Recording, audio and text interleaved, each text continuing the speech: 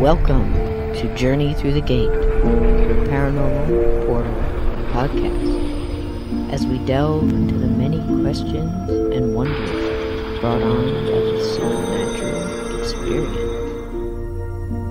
What's on the other side of the gate? Let's find out together.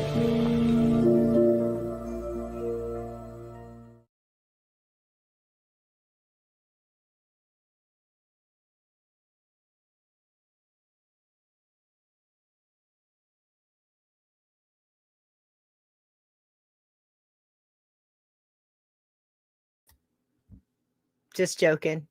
I was on mute.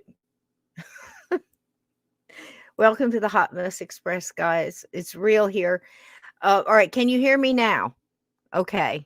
I'll wait till everything goes through. Yep. Muted. Hit the mute. I got to get used to this mute button on this new mic I got here. All right. How are we doing now? Are we 5-5 yet? Let's get Steve in here. This wonderful old rattlesnake. Let me tell you. Thank you, Aunt Edna. 5-5. Yay. We're here. I'm going to tell you something about this man that you guys already know, but it's Christmas, so I didn't get to put anything in his stocking. And if I did, I'm sure there's somebody that would kick my butt for doing so out there. But here's the thing. You are blessed in your life to have, if you are lucky enough to have that one friend who's always there, is truly, truly happy for you when something good happens, and mourns with you when something tragic happens, will help you through it, doesn't talk behind your back, doesn't do all those, those things that people do to each other. Just a true friend. This man has always been that to me from minute one. And I love him dearly with my entire heart. And one of the biggest blessings this year is to look back and count my friends and everybody in here. I love you dearly, and I'm so grateful to have you. But this man here, I'm very grateful for. So I'm glad he's in my stocking every year, in my friend's stocking. Welcome in, you old rattlesnake. Hey, who's the old rattlesnake? That'd be I didn't you. know who you were talking about there for a minute. I thought, who else you got on here? That'd be you. Thank you for those kind words, Cisco, and I feel the same about you. But you're one of those people that I can count on one hand that I could call you and ask you to help me hide a body, and you'd say, I'm on my way with a shovel and a truck. Yep, a couple of bags of concrete. and you're laughing, but I've gotten those phone calls. I think I know where body is, and I didn't hesitate a minute. I'm like, okay. Yeah. I didn't ask you to help me hide one, but I said I think I know where there is one. And you're like, when you help me start looking hide for a body. It doesn't have to be in one piece. Oh gosh, these cheeky monkeys. So my sons got together, and we have a lot of arthritis, and I've been working a lot with my hands. That's what I do. We're blue collar. I'm a floral designer and, a wire sculptor. So I'm constantly twisted, and my hands and everything else, it gets crazy, even with the claw. And I got some great CBD cream. Very nice, and it's working very well. But I also got a little something that I've never tried before, and it's infused honey. Well, they say to be careful. They say to be careful, and here I am. I'm only a quarter of the way down the cup, and I'm already starting to feel really nice. So if I just kind of pass out, start to drool or something, it's one of those things where the stages of it are, it's not working. I don't feel anything. It's not working. I don't think this is working. Take me to the emergency room. Take me to the emergency room. when the Nowadays, edible kicks in. oh man, when everything went in New Jersey and came legal and they started getting all the dispensaries, and then you see all these things. It's like we've got like Hawaiian Kool-Aid, Dragon Bear Claw, Tutti Frutti, Oh Rudy, whatever. All these different things. I'm like, nope, nope, nope, nope, nope. I don't.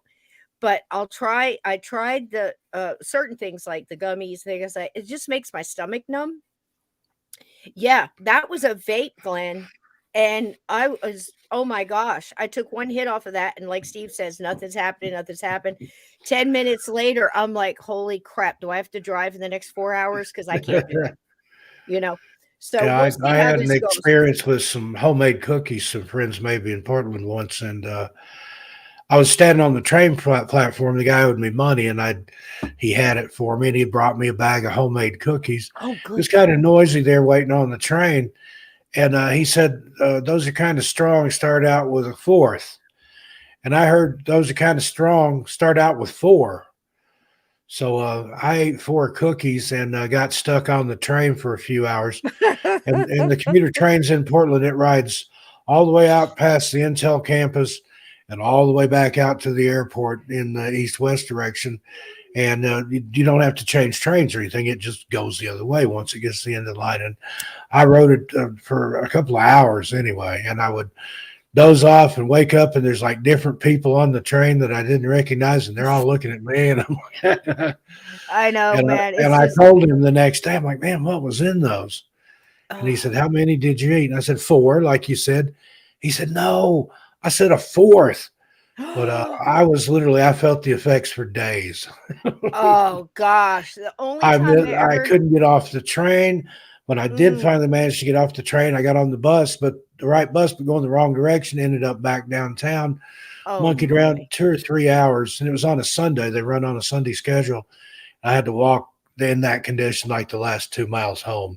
But everything was funny. All the little animals said hi to me. Oh, that's sweet. That's sweet. And I wanted to say, hey to Sarah. I recommended a couple of movies last night. Beyond Tomorrow was one of them, 1940, I believe. And in YouTube, they call it fantasy movie, whatever. I say they got it right. Especially the way the ghosts at the end. Oh gosh, so good. It's free on YouTube. If you haven't watched it, please do. What's the Abbott and Costello one? The Time of Their Lives. Yeah, And that 1938. That is one of the best paranormal movies ever, and it's a comedy movie, but they understand the way spirits operate. And that's what I'm saying. See, somebody did. Whoever wrote that or that was produced our head scratcher from last time. It's like we've got all this info. They had it right in 1938, and some of the things that people were putting out, and we're still talking about it. The Ravine is amazing. If you haven't seen that, I send it to you in your messenger chat, Steve.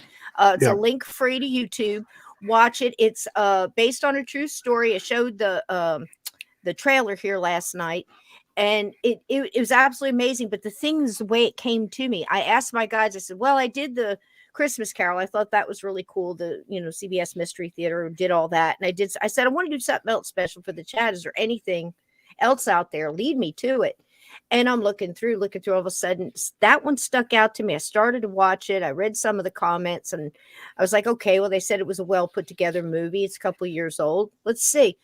And I had no idea it was the message. It's what we talk about here all the time. Spiritual warfare, the angel and the devil on your shoulder, what happens. But it also, all real. Yep. It's all connected. All connected. 100%, Steve. That's the number one. Say hi to some people in the chat real quick.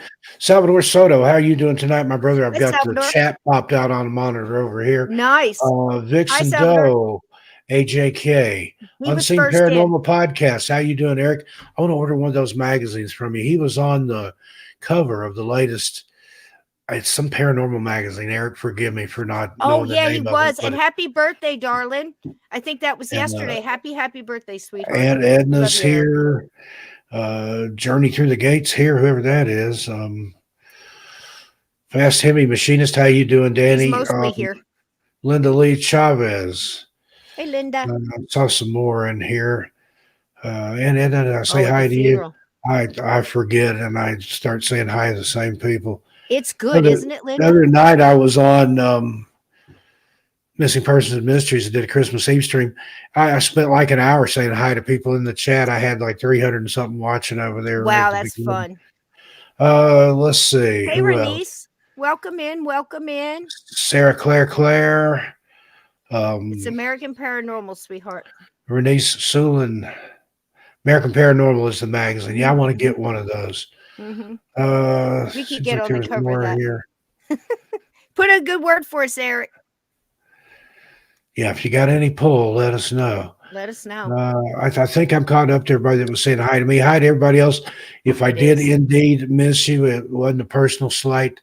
Just the chat's moving fast here. We dismiss it, Vixen Doe. I didn't say hi to you last night, honey. How you doing? Hi to Tiger Lily. I don't know if she's in the chat yet or not, but she is listening in snowy Indiana. So, and I'll tell you what, that right there says what's in the cup, because you know. Now, you were telling that story, and I was thinking, gosh, can I tell it? All right. So I'm guessing the statute of limitations is out. Well, while I was in, I've got a few stories like that, and I'm trying to think statute of limitations. Okay, so I'm actually in basic training, and we were probably in about, I can't remember when you start getting to go and actually shoot, and you're learning tracers and crossfire and all that stuff, the fun stuff. Takes you all day to get there, but by gosh, once you do, it's great. But my friend, her sister was a nurse, and her brother was a drug dealer, and that they had a great little relationship, and it was like light stuff. It wasn't like the heavy stuff, and it was back when acid was a thing, and pot, big deal. So anyway, she was real heavy into the blotter. I never really got into acid because my mind does fine all on its own. I don't need any help, right? Well, as Hunter Thompson wrote, you buy the ticket and you take the ride. Yeah. If it's a good trip or bad trip, it doesn't matter. It's going to be with you for about 8 hours. And that was always what put me off of it. I don't like things I can't get off of. I would be the one that had, the devil sitting on my bedpost or demons in my closet or whatever, and have to put up with that for 8 hours. So I passed on the blotter. Yeah, I wasn't a big thing into that. I mean, I did, some other stuff. I was a cocktail waitress, bartender, there was stuff. Never got into coke, never got into that kind of mess. So anyway, we're there, and we think, now anybody that's been in the military can laugh their ass off on this one, because when you're in basic and you think you're in for the day and you're done and you're back and you're cleaning up stuff and you're polishing boots, polishing brass, and getting all your, stuff squared away, cleaned up, and you're yammering and jawing and everything. Well, we got mail call, and my friend got a letter, and it was from her sister and her sister-in-law and her brother. And the last line, she's all excited about this. We're going to get some blotter. We're going to get some blotter. And there was a couple of people that were really excited about this. And again, they probably mailed it to you. Well, she did. But the last line was, P.S. It's on the letter. So where? Under the stamp, it's a 2-page letter in an envelope. Tearing up the letter and chewing up pieces. Exactly. She tore it into a million bazillion pieces and spread it all out evenly, and we all ate a pile.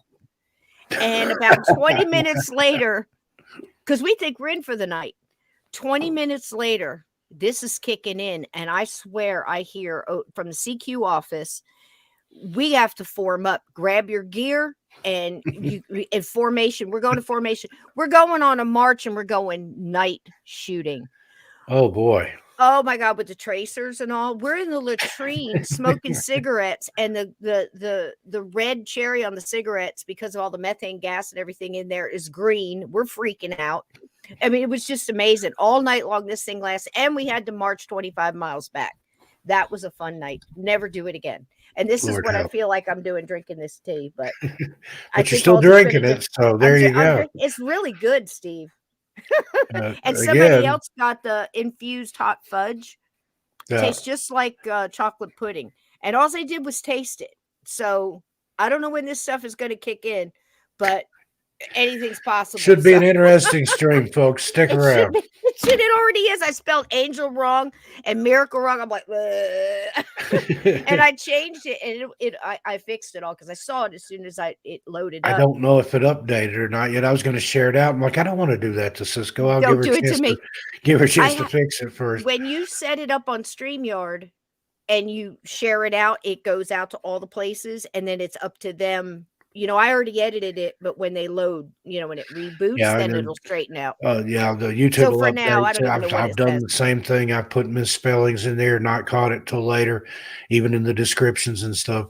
And it will eventually update it, but it's not instantaneous, It's not unfortunately. instantaneous. I mean, I'm totally aware of it. Like I said, it's a hot mess express. We had company come in tonight. My son came in. He wasn't able to be here yesterday, and I would spend a lot of time with them. We had homemade sauce and sausage and peppers and meatballs and stuffed manicotti and shells and Oh, salad, the I whole should have work. come to your house. Should have come. Yeah.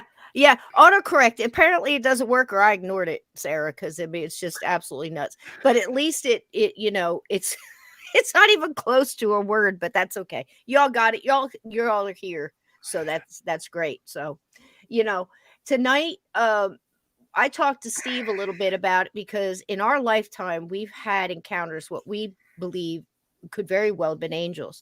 And in a lot of these Christmas movies and a lot of the, little specials and stuff like that, you might hear something along the lines of, I heard Daniel Brinkley actually say it today. He did an interview yesterday. It was fantastic.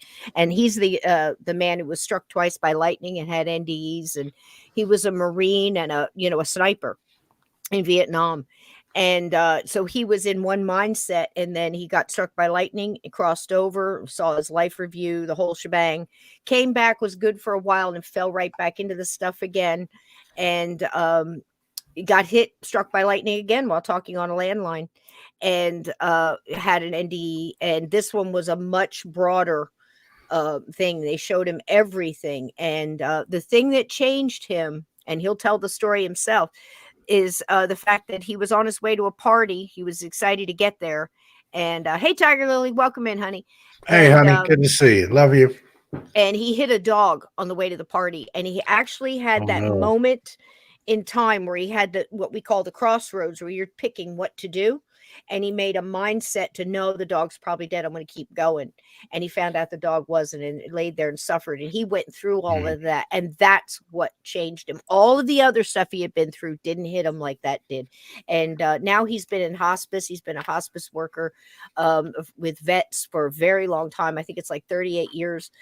He's been at the bedside of, watch people take their, 355, 58, I think it is, that he's been by their bedside. And so very much like Lynn, he's done a lot of at the end of life care, and is able to help those people. He came back and he found a way to use his light. And I think that's just about what we're all supposed to do. But, they say, be kind to everybody. You don't know whether, behind those eyes is a devil or an angel, or it could just be a human just like you trying to make it, so be kind to everybody. There's all kinds of stories in the Bible. There's stories in every culture about that. And I think Steve and I have bumped into a few. I know I have, and we wanted to tell you a couple of those stories and also share with you a few other stories. Now, the ravine is definitely about that. It's definitely about your spirit guides and angels and things trying to help you through certain decisions you're making, and pushing it away, or some listen. It's about that and about what happens after. Smile at strangers. Yep. And it's about that. And so is to a certain extent, Beyond Tomorrow is also very similar to that too. But I've shown you guys and told you the story about my son being in the hospital in ICU. I told him I had to leave for a few minutes because that's when they do nurse shift change. And I said I was going to go outside, make some phone calls, but I would be back. Wanted to make sure he knew he was not alone. And I had a little kind of running joke with him. I mean, again, he's in and out of these chemically induced comas, and he's in a really bad shape. And I said, I know I'm not leaving you alone completely, because your spirit guides and our loved ones are here. I said, I know there's angels in this room. I can feel them. And when I went downstairs, I took a picture of his window. You remember this, Steve? Yeah, And I indeed. took a picture of the window. And the first picture I took was this one. His window was to the left that you're looking at right here. And I wanted to get that was the closer one. This is the hospital. You can see the window up there. And I wanted to show Mario a picture because Mario couldn't be there. So I got closer. And right when I zoomed in on that window, because you could just about see the back of his bed and everything, and I was trying to get a little bit closer. There was no sun. It was, behind me. It wasn't reflecting. I got the next picture I saw as I was sending the pictures out was this one. And Look to at me, that. that looks just like Archangel Michael to me. The way I see him. And behind him, you could see others. And it was amazing. And at the time I took this picture, I was hit in the back with a quarter, and the quarter was 1 year away from my son's birth date. And every time they asked him his birthday, he said the date that was on the quarter till the very last time they asked him his birth date when he was going out the door for almost 2 months. It was Now that's the incredible. same son that found a cross at Gettysburg Yes. on the ground that he gave to you. So there's the connectivity there. And that's not the only one. Steve and I have had a few where you're kind to somebody, might say a little something profound at just that moment, and you turn around to say something and they're gone. I've had those experiences. But then there's the more profound one. And Steve and I was digging around, and we found one called the Cokeville Miracle. And I don't know if you ever heard of this, but it's a movie now. And there's lots of different things on it. And I thought we'd tell you a little bit about that. And I'm going to try to screen share since I got the new system. Steve, let me know how this looks to you, honey. Let me see if I can do it here. Hold on.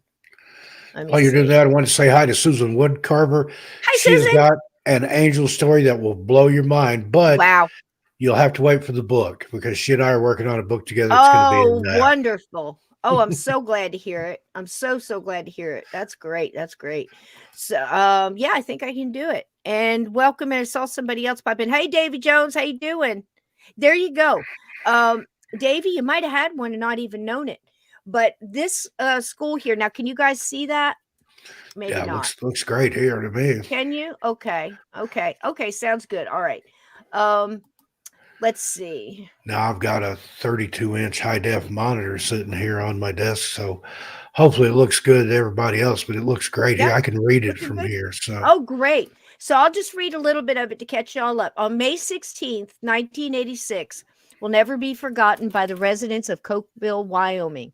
On that Friday afternoon in their quiet rural town, a deranged couple entered the community's elementary school, took those inside hostage, and detonated a bomb in the first grade classroom. At that time, about 500 people lived in Cokeville, and there were slightly more than 100 students attending the elementary school, located in Lincoln County and nestled between the towns of Star Valley and Kemmerer on the Wyoming-Idaho border. Cokeville, many residents believed, was a safe place to rear children. Now, the people that entered there, I believe the guy was used to be a sheriff there.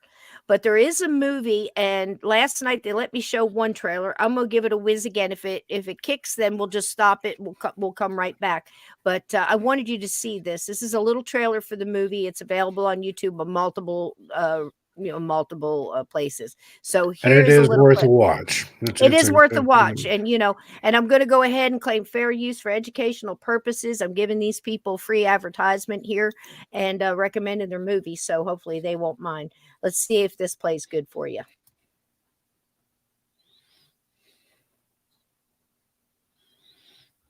Roll that beautiful bean footage.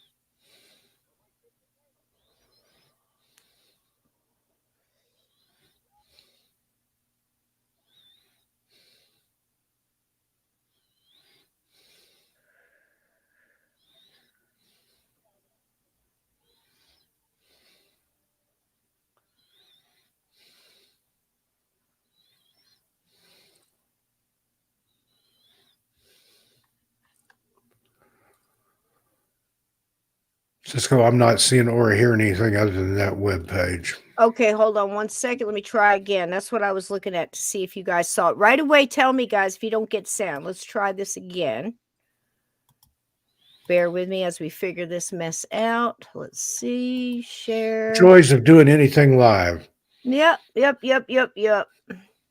Okay. Doesn't look like it wants to let me share that one. So Linda Lee Chavez says she hears whistle breathing. I don't think it's me. If I've got a whistle in my nose, let me know. All right, bear with me. Let's try I don't think this. It's me. Okay, because I can hear it good, so I can't tell if you guys can or not. So let me know right away. Okay, that looks like it. Trailer. Okay, and I'll see if I can get this shared to you. Boy, if you guys could be on this end, I'm telling you. The joys of doing anything live, I tell you. Yeah, there you go. Now you seeing something? Let's see if you can hear it. Tell me if you can hear it in the chat. I hear. Okay. What is the capital of Wyoming? Easy. It's W. Gotta go, Mom. Love you, Dad. Love you. Be safe at school.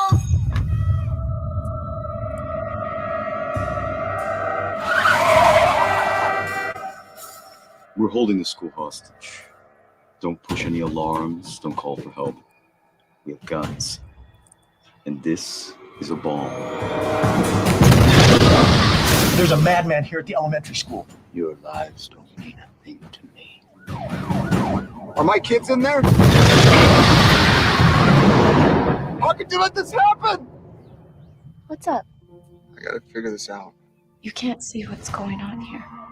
Every adult and every child made it out of that explosion alive.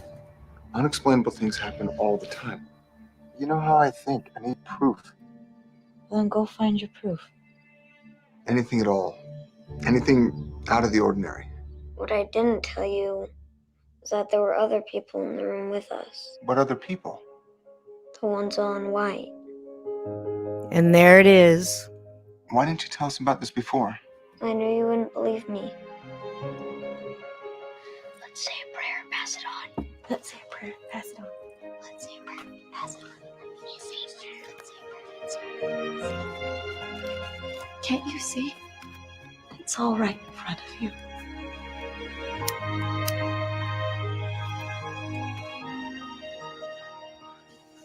You want to talk miracles? I'll tell you a miracle.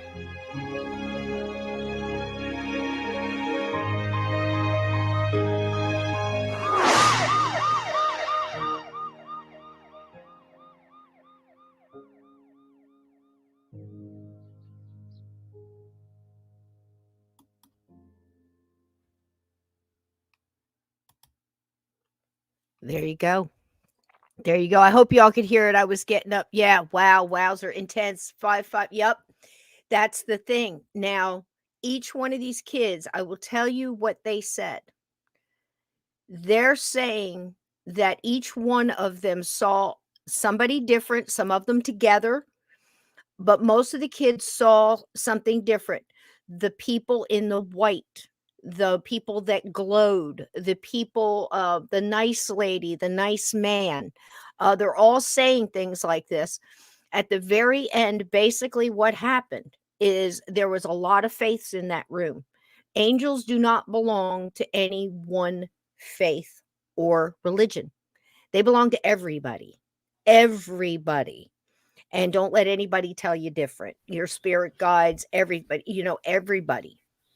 So these little kids understood more about what was going on than the parents. They kept it, and each one of them said it was a month, 2 months went by. They were afraid to say. And finally, these kids started coming out with the different things. I have a little clip here of one of the eyewitnesses. It was absolutely amazing. And I'm going to throw that one up, Steve, if that's cool with you. Have you seen the movie? I have. It's good. It's so good. Very like well done. Said, it's worth a watch. It's a tearjerker, but it's worth a watch. Absolutely. Now this one is you will believe. Oh gosh, yeah. And every single child and every adult got out of there except the man and his wife who set the bomb. They went up right in front of everybody. But I'm going to let you tell a little bit, from the kids. All right. Now this was, several decades ago. I think it's about 30 years ago now. But so I've got that, and then I've got an eyewitness that's going to tell you just from a couple of months ago her remembering, It and I was think longer it's than that. It amazing. was almost 40 years ago. It was 86, I believe. Okay, here we go.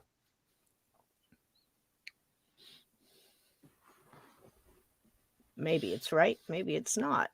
Well, that's pretty. It was 3 decades ago that a hostage crisis shocked the town of Cokeville, Wyoming. Around 150 students and teachers at Cokeville Elementary were held hostage by a married couple, David and Doris Young. Tonight, local survivors tell us their story. Local News 8's Bree Clark visited with one of them today. So, Bree, the reason we're doing this is there's a second movie that's just been released about this incident. That's right, Jay. Some say the first movie focused more on survival aspects, but Stephanie Frew, I met with her today, wonderful woman, was one of the students trapped in the school. She says this movie holds true to the survival aspect, faith, and real-life miracles.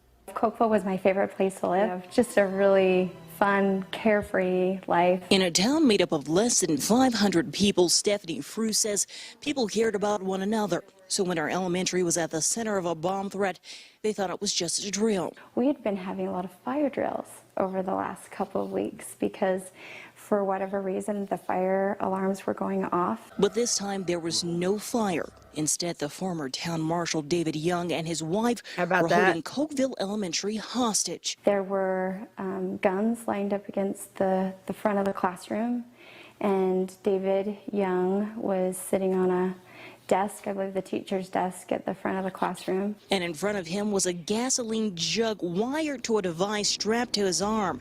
That's when 10-year-old Stephanie realized something was wrong. I was old enough to get it, to know that whatever you choose to do could have a negative effect on someone else, like someone else's life could be taken or your own, and that you can't leave. At that moment, Stephanie, her 2 younger brothers, and others began to pray. Shortly after, the bomb went off. I remember looking up right when it happened, and it was almost like a column of fire, and it just went up and mushroomed out into the ceiling. Right in front of her, she saw Doris Young completely engulfed in flames. I remember hearing my name called in the opposite direction of where she was, and seeing a hand outstretched to me, and I knew that I was supposed to go the other way. Every adult and every child made it out of that explosion alive. It's one of several miracles that children and teachers say took place right in that classroom. For Stephanie, it was a hand of comfort. Others say they saw angels and loved ones that had passed on. A sense of divine proof that Stephanie hopes will serve as a testimony. There were many faiths in that room, and the answer was the same for us all. And the Cokeville Miracle is playing at the Edwards Grand Teton Theater in Ammon. It will show for at least another week unless sales are just through the roof, and then they'll plan on playing it for longer than that, but try and see it as soon as you can. Live here in the studio, and there it is. And there's some pictures Steve and I are going to talk about. Incredible, right, Steve? Oh, just amazing. And the fact that everybody except the perpetrators survived, and they actually might have survived, but the man, when he saw his wife Doris was engulfed in flames, he put her out of her misery, shall we say, and then opted out himself. Exactly. But that all those kids, and I mean, there were some injuries. There were some kids that got burned. There was descriptions of kids running out of school they said everybody in there was just blackened, that they couldn't tell who was who when they ran out. And there was some kids that had like burned skin hanging off of them in shreds and things like that. So they didn't escape without some injury, but just the fact that everybody survived, that's the amazing part of it to me, because they took everybody in that school. I think it's like 100 people, 86, and put them in that one room. And then a gasoline bomb, you think about how volatile that is. And wow. Incredible. 1986, and Edna, and it's not talked about enough. I mean, they put out all of the things, that horrible things that people do every day. And you see it on TikTok and Twitter and all the other things, but they don't put this out, and that's why with our shows, Steve and I are always trying And to you reach wonder, out and talk why are about the people weird and not wonderful. talking about I this? know. It's as miraculous as any other dozen events that I can name. And yet, again, I'd only heard about it after you started talking about it. And I remembered, I watched this movie. Because it did. The movie came out about, I think, 8-10 years ago. I don't remember when the movie came You're out. welcome, Aunt Edna. The There's movie 2 came of them out now. 30 years after it happened, and then that was several years ago when the movie came out. Now, Yep. that picture there, Yep. there's people that claim that's the outline of an angel. Right. And if you look at that, if you consider that whoever it was, if it were a saint or that type of thing, it looks almost like a Russian Orthodox or Greek Orthodox outfit, with the headgear and the hands and everything. And I pointed this out to Cisco. There you go. It reminds me of the outline of the Flatwoods Monster. And I've always believed that thing, whatever that was either demonic or some sort of fallen angel, same thing, or maybe an angel. I mean, who knows what they look like? Maybe some of them are big and scary. I don't think it's like the fairies. You think about the fae folk, you think about Tinkerbell and these little things with gossamer wings spinning around. Some of the fae folk are big, scary beasts. Exactly. Creatures, I mean, elemental. why not? How do we know what an angel looks like? Well, They Lynn could be Monet was created. here Maybe last they could night. take on any form. She was saying the same thing, that when you go over there, there'll be the really big extraterrestrials where their head almost think that they're going to hit the ceiling. Big, beautiful, different ethereal beings. We have in our mind that it's just going to be other humans that look like us, but there's so many other things and other dimensions and from other places. And Susan Woodcarver, who I was talking about just a little bit ago, she did a video for 13 Past comparing the Virgin Mary, her experiences, angels or aliens, because sometimes they kind of overlap in their description and stuff. And who's to say that it wasn't aliens or a spaceship that the wise men followed over Bethlehem? Maybe that's what angels are. Maybe they maybe they travel like that, and it's just it blows the mind to contemplate that. I don't mean to step on anybody's religion there, but we don't know exactly what the angels look like, and I don't think they're these all of them anyway. And Susan was kind of pointing out that to ask you in the beginning of the video to put in your mind what an angel looks like to you, or an alien, or whatever you believe in. That's your personal thing. Same with the spirits and any of these things that can shapeshift or appear to different people. I've known people that other people were in the same room when they had a shared experience, and different people saw different things, but they all experienced whatever it was. So I think it's too what your mind accepts. I've had alien abductions that I've talked to a couple of people. I've got their book up there where they were in the desert and she saw one thing, he saw another. She saw a beautiful angel and that calmed her, and she thought the aliens were putting that image in her mind just to calm her down. And that's very possible too. It could just be what your mind's able to handle. Whitley Strieber, when he talks about his experiences, he remembers owls, and then under hypnotic regression, it was alien grays. So it's like, were the grays putting it there, or was it just his mind was so short-circuited by what he was saying? It's like, okay, we can't handle this. We're going to make him think he's seeing owls, we being his mind. And this got me. I keep showing this because a couple of the kids through looking into this have said that that's where the big angel was standing. Now this is obviously a void, where it blocked. You can see it here on the wall how high it is, in relationship to the windows, and this like little chalkboard stand here and the other billboards over here. It's taller than the teacher. It's taller. It's probably 8 feet tall. That's an older building, probably a WPA school or a late 60s, early 70s school, probably had 10-foot ceilings in it. And I pulled a couple of pictures, just, there's so many different apps and things that you can, make these pictures up. These look just so real to me at the moment, and the story behind them. Again, I don't think all angels have some have wings, some don't. Some are little cherubs, some aren't. Some are extraterrestrial, is something we'd never even imagined to see. Oh yeah, just And like the some are just Fae. like you and I. There's Yeah. angels, there's cherubs, seraphim. There's a whole heavenly host, literally, of different angels of different names. Yep. Just like God has several different names: Jehovah, Jehovah Jireh, Jehovah Rapha, and each one of those names means something different. They represent a different form or a thing of the same God. It could God be, is AJ. God, but he's known by many names. This was taken in York Castle. This looks like almost like an angel, that what we would consider to be an angel, the long hair and the wings, floaty, walking with a child. That was taken just by a tourist taking a picture of wherever this lobby. I don't know, the castles have lobbies, but this was in York, where our wonderful what is that? The Skeletor that comes out of the door.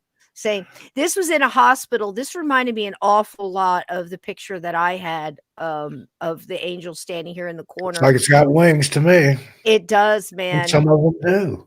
Yeah. There's different types of angels with different types of assignments. And there's some with flaming swords. There's some that don't look. There's some that watch. That's their duty, the watcher angels. There's so many. When you start delving into it, is that the one where the truck almost fell on the guy? I got his story too. I got a little vid I'm going to play. That one just blows me away. You got the one from the crash on the interstate, or a road I where don't it looks have like that there's one. an angel walking away from the wreck. Right. I don't have that one. I have the one on the truck, the pastor that they could their security camera saw motion and clicked on and got the angel. I've got that little video. But before we move off of the Cokeville, I really, this is where are you going to find another group of kids in that age that are all going to go off separate after something like this? Now you think, what happens in it? It's chaos. You're going to the hospital if you got burned, you're going with your family, and you're under whatever sedation you have to be because you're hurt. It takes a while to come out of that. And of course, the kids just want to get back to normal. And they didn't want to bring it up. Here is a statement from a witness. She was a little girl at the time, and she's going to tell you in her own words how that came across with her family. And her story, you can multiply that times every child in that room. They all have a story like this where it came across naturally, trying to get her parents to understand, as was in that trailer, that one man that was trying to wrap his mind about it. But I also wanted to tell you this guy who did this used to be a marshal for that town. I mean, that's just, it blows your mind how somebody he went off the deep end. They said he had this whole agenda, this whole I forget what it was, like a proclamation or whatever it was, manifesto that made no sense. He demanded a $2 million ransom for each child, and he was obviously whacked out of his mind, either just in general or chemical abuse or something. There was obviously something wrong with the guy. 100%. And the wife too, she went along with it. You wonder how people get so broken in their mind and their thoughts and, and everything, but they're out there.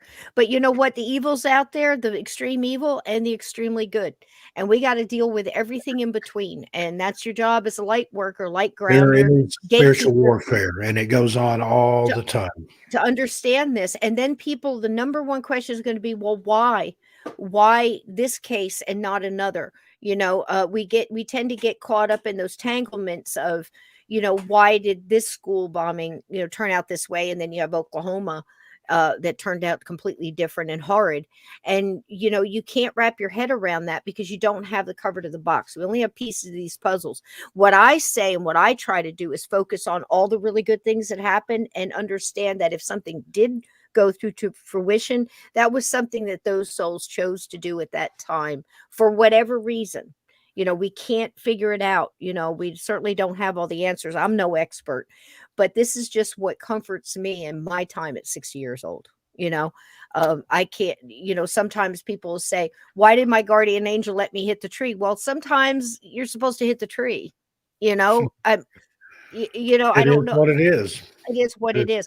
And my granny told me that when I asked her about some of the things I would see or dream about or have what I believe to be a vision of, she said, there's some things you can change And there's some things that no matter what you try to do, if you know where it is, the moment it's going to happen, everybody involved, it's meant to be, and you That's can't beautiful, stop it. You Sapphire. can't change it.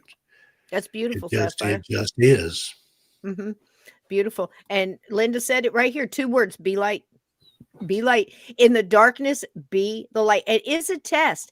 And it's what we were talking about last night with Lynn Monet. I got to get you back on with Lynn again, because you guys did so great together. Everybody's on the same, I don't want to say the same level of understanding. I want to say in the same moment of consciousness where our minds are accepting and our hearts are welcoming this information, and we're just trying to give it back out to others, And because I believe so there are many people that things. are put in your path to see how you treat them and things. Yep. The There Bible it even is. speaks of sometimes you entertain angels unaware. There you There go. it is. That's it. That's it. That one scripture So right true. there. So true, Steve. So true. And you think about it, you pass that one. We've all had those moments where you meet that person or you see that person in a crowd, and you just get that kind of little connection, like that was something. There was some kind of a thing there, and you're not sure, what it is, but something just happened, and you don't know whether you connected into an angel. I can tell you right now, I've been in the presence of both very evil and very angelic and all love. You can definitely tell the difference before it ever Oh, gets yeah. there. If you don't have that discernment, Yeah. then be careful. If you're like a paranormal investigator or a ghost Oh hunter or gosh, whatever, that's because you I've can be heard taken. people say that. Well, I encountered something. I don't know if it was an angel or a demon. Well, you need to Well, you need do to get out of this something business. else. You need to get a new job, a new hobby. And then I've heard that. Well, I hear a voice that tells me to do things, but I don't know if it's God or the devil talking Yeah. to me. Jeez. That's real easy to discern. Did it exhort, edify, Did it comfort? come out of That's love? God. Steal, kill, destroy. That's Satan. These people, God told me to skin you alive or whatever. That ain't God, buddy. Nope. Nope. Nope. Nope. That's absolutely true.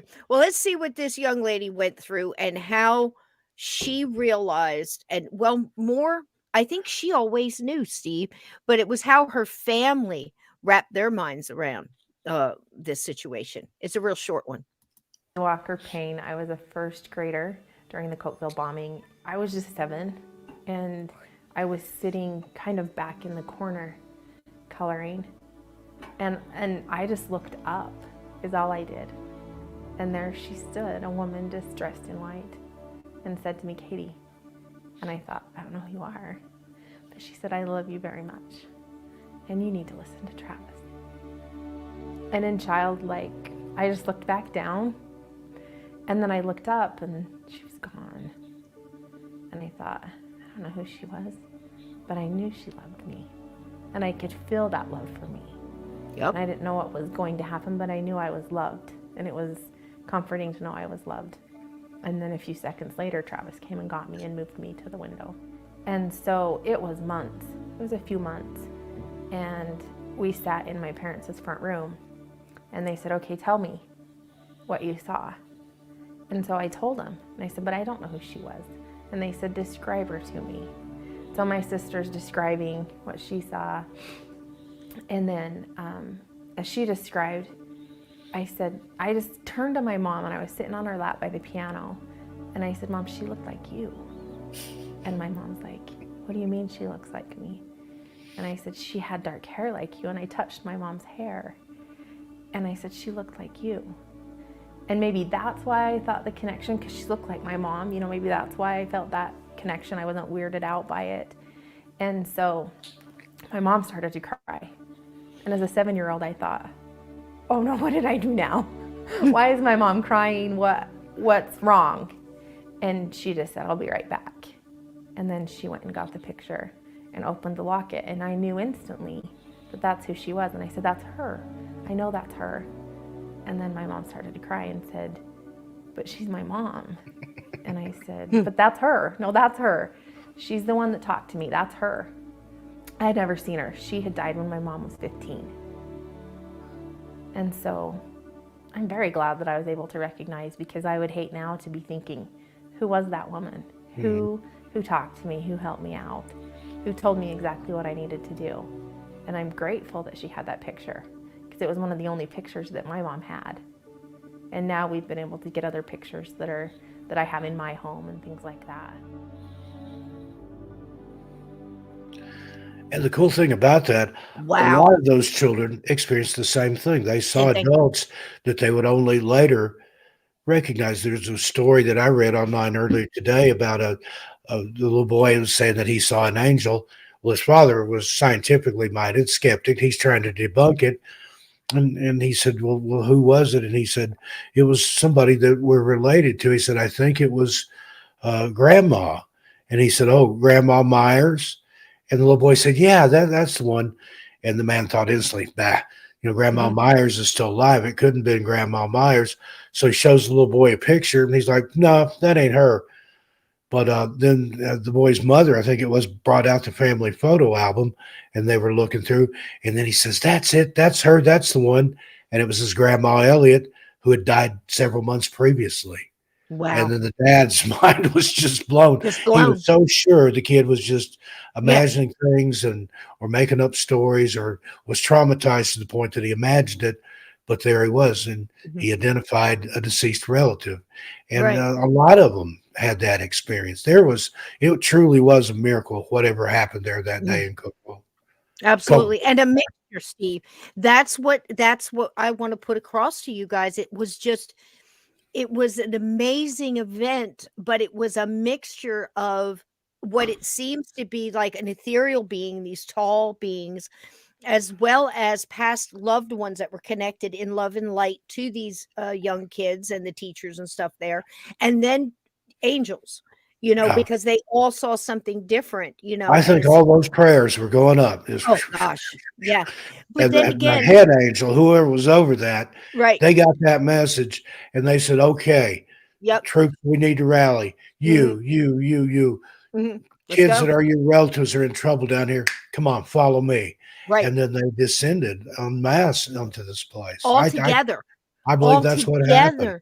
And that's the same thing Lynn is telling us. It's the same thing that Claire Broad is telling us, the same thing that Rob Guttrow and, all these other mediums and fantastic psychics and people that have had NDEs are telling you that it's not just one thing. It's all the love light beings, whether it's your relative that passed is connected to you in love and light, or whether it's angels or these ethereal beings or all these coming together for this. Now, why this school? Well, think about it. What did it do? It resonated out through generations, through decades, and it's giving the message out to those who need the message and need the hope. And I think certain things like this happen throughout our lives. I mean, you go back 2,000 years ago, it was happening, in the Bible, it was happening in the Quran, it was happening in all these written down stories, in art, in people's memoirs, from way back in the day. They're telling you the same thing, but it's still happening now. People go, where are the miracles? They're right here. They're right there. They're happening all the time. I think time. it's Einstein that said some people never see a miracle. Other people see them everywhere, or see them every day. And that's true. If they're there, you just have to look for them. And here's one here from Aunt Edna. This is probably an angel. I was trying to read it as we were going by. I was one of the first civilians to have an MRI. There was an old man waiting for his wife. He told me the pain would be bad, but I needed to keep walking no matter what. After I finished, I went to say goodbye to the old man, except there was no old man. Never was. There it is. And Aunt Edna, I love that shirt you're wearing too. Thank you very much. Me too. Look at it right there. Who's Steve Stockton? Yep. That's what her husband asked her. Who is this guy? Yep. Yep. And she says here, finishes with, he was my angel, although I didn't know it at the time. He was real as you and me. And that's what we're talking about, and I just don't want anybody to get caught up and go, well, I went through this and I prayed for help. Well, it's in some cases, it's very much like, I think we block a lot of it ourselves, because we do. I've and then done this. Sometimes help comes from places you don't see and you may never know about. That's so true. Just because you prayed and you didn't see an angel doesn't mean there wasn't an angel or a spirit or a past relative or something there with you. If you made it through. If you didn't, I think they usher you to the other side. And I'm sorry I interrupted you there. Please continue. Sweetheart. No, I just had to jump in. because I'll forget. Oh no, please do. It's never a problem with me. Thought boils up in my head. Yep. That's just the way we get along. We're fine. That's just the thing. I don't want people to get caught up in like, where's my miracle? Because here's the thing. I heard somebody tell me once, prayers are answered. Sometimes the answer is no. Some of my greatest little miracles that happened to me throughout my life, I can look back in hindsight and say, it was a good thing I didn't get what I prayed for, because that would have turned out bad. I've had that happen so many times. You get that whole God, why hast thou forsaken me feeling. And then you say, oh, that's why. Because I don't always know what's best, regardless of what I like to think. And that's a lot of times, if your prayers and your wants and your wishes, if it doesn't align with the will of God, it's not going to happen. I'm sorry. So true. But that's just the way it is. And you're not meant to understand. It's so true. Where, when, why, except maybe in retrospective, even then, I think there's a lot like that that we never know about. You just, you accept it is what it is. But I will say that those little children praying, the Bible speaks, Jesus speaks in many places about how precious the little children are, and that each, whatever you do to the least of these, you do to me, and that anybody would harm a child would be better to put a millstone around their neck and cast themselves into the river. He wasn't kidding. But you think about these little kids, they didn't have all this. They hadn't been brainwashed by the trappings of the world, by organized religion. They believed with their hearts and their little hearts and their little minds. And when those prayers went up, I think those are the most beautiful prayers that the heavens have probably heard in a while. And it's all coming from one place. It's focused, and that got heaven's attention. Amen. Amen, Tiger Thank Lily. goodness for an answered prayers. Right. Yes, but again, indeed. I think they're answered. I just think And the answer sometimes the best answer to a prayer is no. And they do, Sarah, they do in many ways. And we don't see it. But if you stand back, like I always say, that 40,000 foot view, and look at what happened from this one event and how many different directions it went out.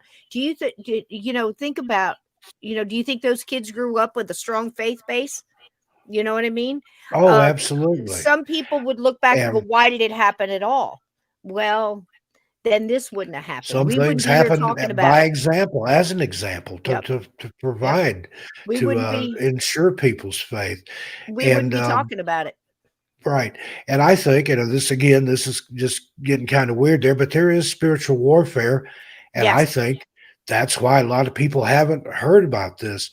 The evil in the world, the stuff that's we're constantly doing battle with, we realize it doesn't want you to hear that good word, that good news, that message. That's true. That God is love and you are loved. It doesn't want you to know that. It wants you to suffer and not, but then that's why you don't hear about things like this sometimes. And I mean, the Azusa Street revival in I think it's Anaheim, California, somewhere in California. It might have been Los Angeles. I bet you 9% of people that call themselves a Christian have never even heard of that. That was a revival that broke out. The Spirit of the Lord moved. And this, I think it went on for years in this little storefront church in, I think it's in East LA, somewhere like that. But look up the Azusa Street revival. It will absolutely amaze you. There's been so many, Steve, and again, I think I agree 100% with what you're saying. It's like a lot of things going on now. People can't see it because, whatever their frequency they're on, their consciousness where they are, all of those. But I'm putting this show out here tonight after Christmas because, again, this world is absolutely nuts. I was talking to, I wanted to say hi to Jackie Canella tonight. I know she's listening. And bless her heart, she's one of our Black Ops mods here. And we haven't seen her in the chat for a while, but she's been in the background listening. She's been contacting me. And again, thank you for the lovely box of treats and everything you sent. She's a wonderful, wonderful lady. And she's just really concentrating on building her homestead right now and taking care of things next to her. But she's with us. And I had a lovely conversation with her today. And we were talking about this very thing. So many things. Hey, Donnie, so many different things happen to us. And we went, why? And we started talking more about those soul contracts. Look, we picked this. Why did I pick this? Why did I pick for me to go through this right now? Why, what can I gain from it? How can I use it to help others? What do I need to learn from it and move through? I can tell you right now, this picture right here, we're going to talk about this one, but this next one, what Steve was talking about with this man, this guy had a semi tractor trailer on him, and he swears he saw two angels next to him that were talking him through it. This touches my heart. There they are. There they are. And I know for a fact that my son, when he was laying on that, 1 o'clock in the morning in an Alabama back road, you can imagine how long it took just the first police officer to get there after the construction crew called. He hit a concrete truck doing about, I don't know, 75, 80 miles an hour, just dead stop, bam, and he was completely crushed. And I know this happened because when I got there and I found out how bad everything was, and I started to, to ease into what we were up against and everything else, I put all of my feelers out there, and I got back from my spirit guides and my loved ones that, my mother, my sister, so many of his angels and stuff were around him, because for all brights and purposes, he should have bled out right there. For the time it took the helicopter and everything to come, it just doesn't make any sense. And then everything that happened after that. And then you say, why me? Why that person? Well, is that person going to go forward and testify that this happened? Is this person going to go forth and just be a decent human being, a light in the darkness? That's all you have to be. It's like at the end of Saving Private Ryan, did I live a good life? Yes, you did. You were a decent human being. Was it worth these other people dying to get me here? Well, you don't know how many different lives you've touched. You don't know how much effect you've had on other people. One life can mean so much to so many. Look at It's a Wonderful Life. That's what that movie was all about. So butterfly effect thing. You don't know whose life you made better or made more miserable. So be careful what you do. Be careful what seeds you sow, because you will reap a harvest, not only for you, but for other people. You can change other people's lives, either willingly or unwillingly, and not even know about it. Know about it. The rule of thumb: be good to everybody, treat everybody like you would want to be treated. There's that golden rule. You can't go wrong. That's it right there. And if somebody is, you don't want to hold a grudge or anything like that. If somebody is poison or somebody is toxic in your life or somebody is this or that, you don't keep on harping. It's just they become irrelevant. They become out of your life. That's just the way it is, because you can't keep grabbing that chaos and allowing that toxic energy to come into your life. Every time you answer the phone, every time you go back and you get into the social media and you start reconnecting. I have several people in my life now that I work with or acquainted with or something along those lines.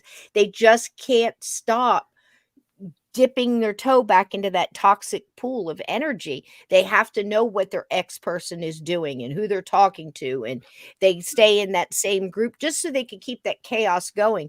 And I don't think that's how we're supposed to live. I think we're supposed to be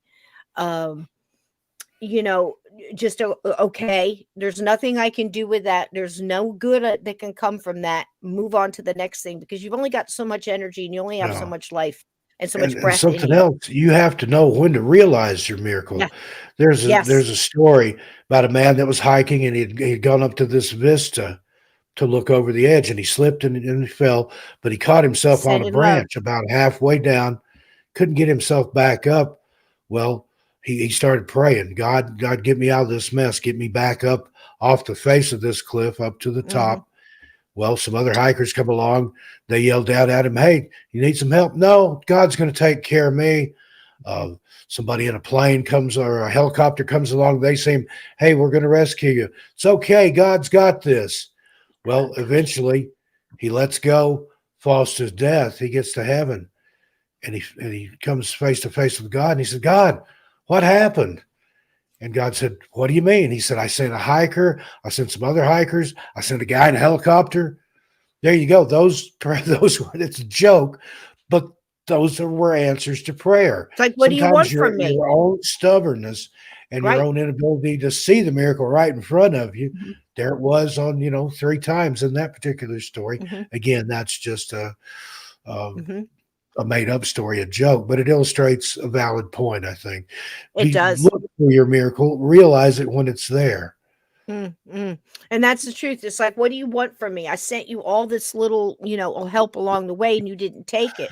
And I think we do that a lot. And Blue, I'm sending you and Shauna all the love and healing and hugs that I can give. And, I know you're going through something that's really, really tough. And we're just sending all the love and healing energy your way. We're here for you, man.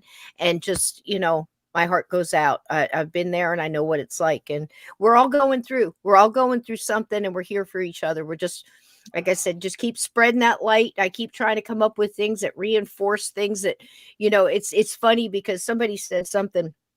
Yeah, I'm eating Christmas cookies. It's starting to kick in and I got the munchies now. So, and thank you, Jackie. I love you, baby. She sent me cookies. So that's the thing. We try to talk ourselves out of it. That doubt, you got cracks in your windshield and it's like pushing on, no, you're not good enough. And, you deserve this. And yeah, all the little things that get in. And I'm trying to give you as much faith base and reinforcement for those times when you go, yeah, but what about that school? And all those angels came and helped. It's really out there. I must be supposed to go through this for a reason. I'm going to keep powering forward. I'm going to keep driving on. Right, AJK? Just drive on. Head down, drive on. Don't be crazy or stupid. But keep pushing through whatever it is, get to that other side so maybe you can see the light. I remember talking to Bill Bean. I was talking to Jackie about this today. I want to say 20 years ago. And I said, Bill, this was off air. We were talking. I said, I feel like the stand is coming true. I feel this like pull and this separation. Oh my God. We're like good is moving this way and bad is moving this way. And everybody's lost in between. And it feels like a black fog is crawling over the earth. Well, I've had people even that don't believe, right? That have more of a secular view of everything, say that whatever's out there, it's getting thinner. The veil, or whatever you want to call it, between good and evil, whatever controls the world. And the Bible clearly tells you that Satan is the Lord of this world. Because if you remember when the devil tempted Jesus, he said, just bow down before me. All the kingdoms of the world are yours. Well, if those hadn't have already belonged to him, Christ would have rebuked him and said, those aren't yours to give. But he knew that Satan spoke the truth. But think of it this way. And if whatever's there, if people that don't have a religious background are sensing that, people in the paranormal are sensing there's more cryptid sightings, there's more ghost sightings, there's more shapeshifters. And it talks about that. If you read the book of Revelation, that's my favorite book of the Bible because it talks about what's to come. Right. It talks about hideous apparitions and weird things, and I don't remember which way it goes, but your young men shall dream dreams and your old men shall see visions, or the other way around. I think we're in those times, but we are. How it could be a year, 10 years, 100 years from now, but that's what eventually definitely a shift is the end. But there is a shift in the paradigm, or a shift in reality. And some of this stuff that science is monkeying around with, I think they've sped things up. CERN, some of those places, I probably think they're playing with fire there. I agree. And they know exactly what they're doing, except they underestimated the light, because here it is. I believe that as much darkness as you're seeing, I also believe that light workers, star children, seeders, light grounders, whatever you want to call them, people with abilities, people with heart, people that know love overrides everything, and love is eternal, that those people chose to be here. Their souls chose to be here at this time. And if we chose to be here at this time, we wanted to experience this time. And I'm going to tell you, the light is going to win. It's a battle, but the light is going to win. And it went one heart at a time, one mind at a time, one step at a time. And that's what I believe, because I've been watching this coming for a while. The things that you guys are hearing about now, I was studying 30, 35 years ago and said, it's coming, it's coming, it's coming, it's coming. Everybody thought I was crazy. And here it is. So, again, I reach out and do this to try to give you little visuals. So when you're in those trying times, you can remember this. And if it helps you hold on 1 millisecond longer, it's worth every bit of time I put into this, because that's what I'm really doing this for. If that makes sense. That makes sense. I'm a little high. Okay. Yeah. I'm a titch stoned, by the way. I think your infused honey there's kicking in, Cisco. Is it kicking in? All right, here we go. I'm going to sit here and move my desk back and forth to see if I can freak you out. Psychedelic, baby. All right. So here's this one little picture here. Well, let me go back one, I think. This one here. This blew me away because this was a security cam. This is a pastor's car. And there, it was motion detected, so the video went off. You know how the all that tech. Let's just let them tell the story. How about that? So here we go. This is great. This is fun. Here we go. Driveway. It was kind of like really unusual. I've never ever seen anything like it. I was like, wow. I mean, that is an angel. The photos are exactly how they were taken. I choose to believe it. I think it's an angel. Take a good look. Many, including their pastor, said that they believe this image, captured by a security camera, shows an angel hovering over the family's truck last week. So could it be? And in the next picture, I think we have it, it sort of looks like it has moved to a different part over the truck. So joining me now is an expert, Pastor Don Piper, who has written about his own experience. He was in a terrible car accident, and he says he died and went to heaven and came back. He is the author of People I Met at the Gates of Heaven. Pastor Piper, good to see you tonight. I'm pretty sure that you believe these folks when they say that that's an angel, right? I do. I think we're around them all the time. The Bible says in Hebrews that we should treat strangers with absolute courtesy because we never know if they are an angel. And what that says is we ought to probably treat each other better as humans. But it also says that angels are everywhere, and we may not always know who we're talking to. It could be an angel flying above our truck at any time, any place, anywhere. So this was a motion activated security camera that they keep attached to their home to look out over their driveway in their car. So they believe that the motion of this angel that they feel they saw is what set off the motion detector, and they were able to trap it on the video, which you can do if you have one of these cameras. And it's a very stunning, beautiful image that they got.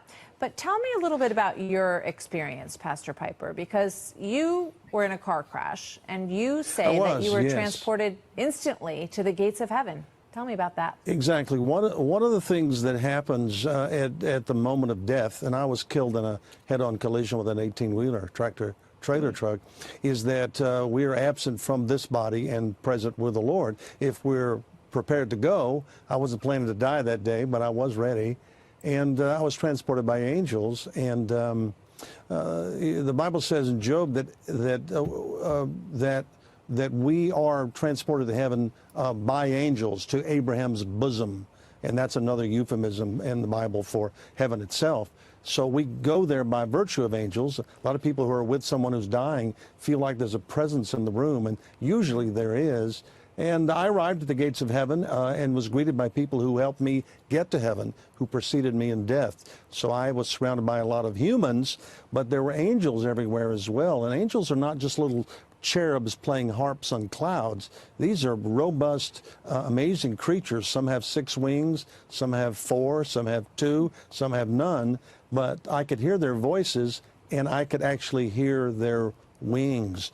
That's one of the things that was most stunning and most encouraging and comforting to me. It is amazing. And you say that when you were there, I just want to put up a graphic of the numbers of people, according to Gallup, who believe in angels. And everybody wants to believe in angels. So 72% say they do. And you can see the other numbers there. You say that everyone that you saw when you went to heaven was someone that you knew. They were. I think the people that I did not know in this life were inside. They did not come out to greet me. I think the ones I greeted at the gates of heaven were the people who helped me get there, which, of course, when I came back, that motivated me all the more to try to get people into heaven, because I know those people helped me get there. And the question ultimately is, who are you going to greet? Who are we going to greet when we go there? I think it's going to be the people we helped get there.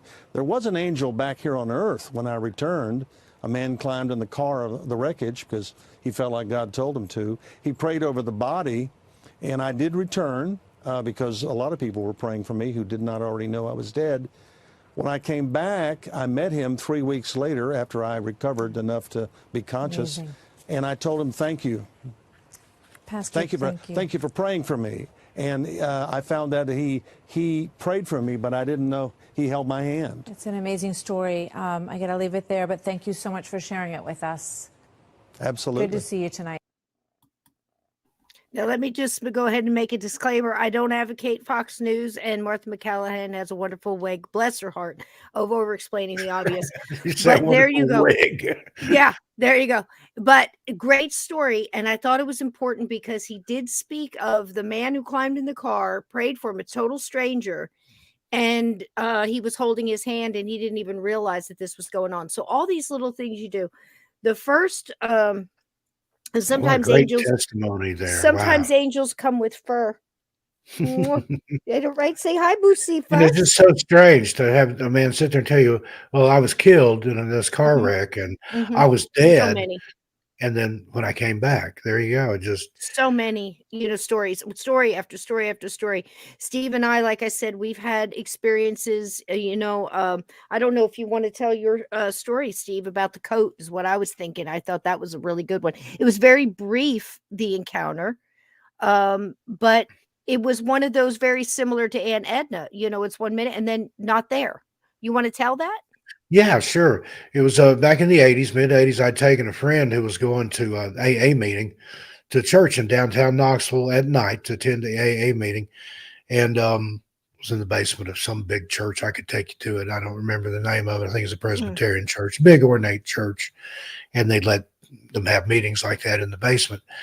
And downtown Knoxville, even back then, it was not a really dangerous place. It wasn't like New York City or anything, but it was not any place you wanted to hang around at night down there on either Gay Street or Henley Street, which are the two main thoroughfares through what was the old downtown, where that's where you used to go to shop before the malls and stuff. You went downtown.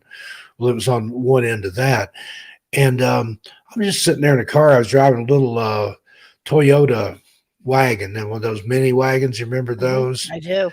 And I had a bunch of junk in the back that I just, I don't know, that was like my extra closet was out there. I had books and I had this, that, and the other. But I'm sitting there, and I'm watching. I parked where I could see the entrance of the church where this person would come out in my rearview mirror.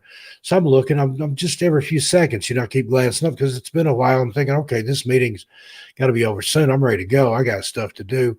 Well, the next time I looked up, there's some guy just standing there at the back of the car. Yeah, I hadn't seen him come up the sidewalk. And granted, I'd been looking, every little bit. He's standing at the back of the car.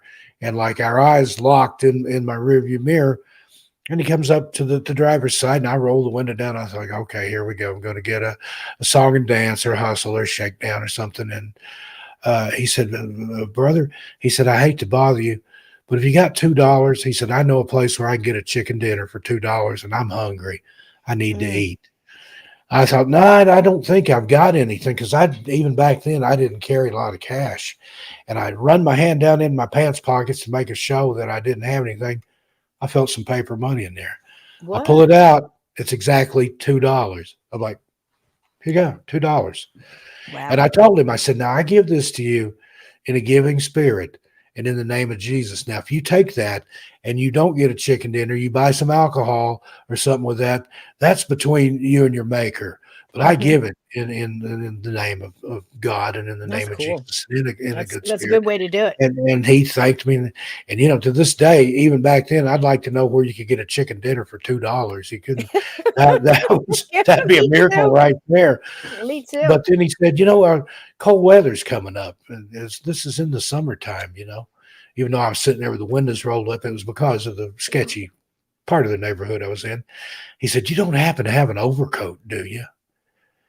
And I thought, no, buddy, I don't believe I've got anything like that. And I reached behind my seat, and the first thing I put my hands on was an old brown raincoat that I'd got like at a Goodwill or Salvation Army or something. Right.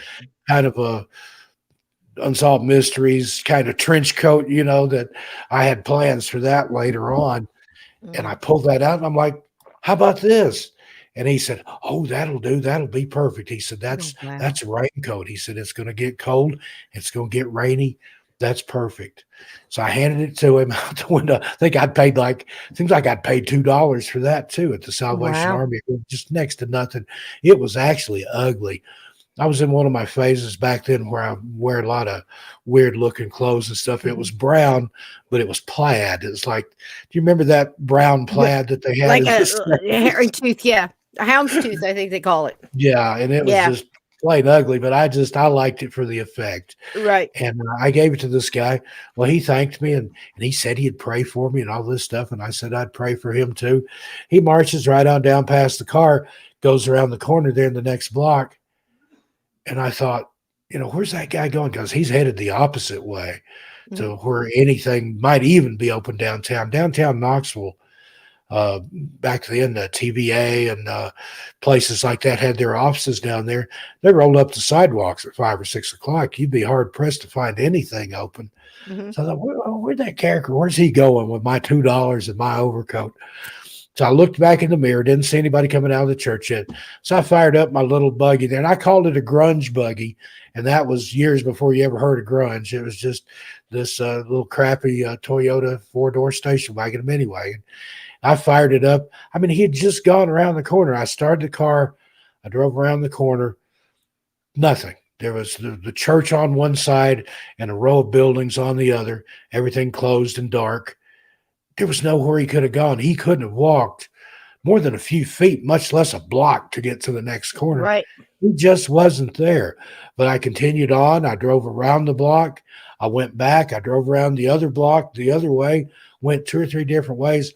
That guy was just as gone mysteriously as he had appeared in the first place behind my car. And I told that story to somebody years later, and they said, that was an angel. I mean, who else would have known that you had $2 in your pocket that you didn't even know of? Or put the $2 right behind your seat was an overcoat that you bought, no telling how many weeks ago, forgot, just stuffed it in the floorboard of the car, reached behind me, and that's what I put my hand on. I can't explain it, but somebody with discernment and that knew about that sort of things. My brother was a Pentecostal minister. They went to his church. They said, Steve, that was an angel. And I believe it. To this day, who's to say it wasn't, or a spirit guide that came through just to let you do that, Just some poor old guy that God had told him to walk down that way and go to that car and ask that guy for $2. I've heard stories like that before. It's true, because you think, Steve, why would something so small make an impact? Well, when you think about like you want to care for somebody and they don't want to care for you, they don't want you to care for them. Well, they rob you of the blessing of caregiving, so, and that's a big thing, because that's something for maybe your karma, their karma, whatever, however you want to look at that. It's like something that you need to do to get to, a higher vibration, whatever it may be. But these little things will come. It could have very well been that they put the $2 in your pocket. You didn't have it there. It was just materialized, apported or whatever. So you could make that choice at that crossroads to help that guy or not. Because I could have stuck my hand in there and felt that, because I already said, no, I don't think I have anything. Right. I could have stuck my hand in there and just said, nope. But instead, in pure Steve Stockton fashion, I pulled it out and looked at it. It was $2. Here you go. How'd you do that? That little moment. We don't think about it because we go through it. I'd forgotten about that ugly old coat. Like I said, that was for fall coming up for part of my odd dress that I like to rock back then. There it was. I gave it to the guy. And I've heard so many stories like that. We could do a whole show of just angel stories that I've heard. My nephew was involved in a real serious car wreck one time. And the guy that he was riding with had been drinking on a busy thoroughfare there in Knoxville called Clinton Highway. Anybody that's ever been in and around Knoxville knows about Clinton Highway or Chapman Highway. Those are two of the most dangerous roads in Tennessee, East Tennessee. And so they're cleaning up the wreck. They're taking the guy that was driving to jail because not only was he drunk, he ran into stuff. And my nephew said while the cops are there and they were talking to me and talking to the guy, he said, I saw this guy sitting on the curb over there in front of this hole. It was one of those motor court style hotels that were popular years and years ago. And he said that, they took the guy away, they're hauling the car away, and he had used a payphone that was close by there. And my brother and his wife were coming to pick him up. He said, well, he notices that guy in a minute. Here he comes walking across the street. And he called him by name. My nephew's name is Timmy. And he said, hey, Timmy, boy, that was a close one, wasn't it? And Timmy's like, he's just a good old country boy. He's like, yeah, I reckon, I'm surprised nobody got hurt in that one. And the guy started talking to him about stuff. And Tim's like, well, how did you know my name? And he said, I know your family. He said, and he told my nephew the area that my dad's side of the family were from. And he said, I used to work in the fields with him. And he started naming off some of my uncles and aunts and people in the family. And everybody he named, except for my father, had already passed on. And then Tim's like, well, good to meet you, and so. And then the guy ambles on back off. And my brother and sister-in-law picked him up. But he said, I got to thinking about that. He said, that guy wasn't much old. He said he might have been in his 30s. My nephew was probably in his late teens or early 20s at the time. But for somebody to have worked in the fields when my dad's family, when his brothers and sisters and himself were all working over there on the farm, my dad was born in 1921, so that would have had to been back in the 30s or something. Mm-hmm. My dad left over there in the mid-1940s and went to college at UT Knoxville and then went to work out at the plants in Oak Ridge. He and my mom, that's how they met, around the Manhattan Project. And Tim said, no, there's no way that guy was that old that had worked with these people. And he told that story to some different people. And they said, that was your guardian angel. He knew you. He knew the family. He especially made mentions of the ones that passed on and said that when they worked those fields, he was out there with them. So that was like, I think, a generational angel or somebody that I think some of these things that they're assigned to your family. Yes. And they follow you, and then all these people that have passed on or whatever, they move on to a different assignment within that family. So true. And also, like you're born usually with one or two that stick with you throughout your whole life, whether it's spirit guides or certain angels that have, because it can very well be very much like It's a Wonderful Life, where Clarence had to do something to get his wings. And that's where that whole, every time a bell rings, the angel gets his wing kind of thing.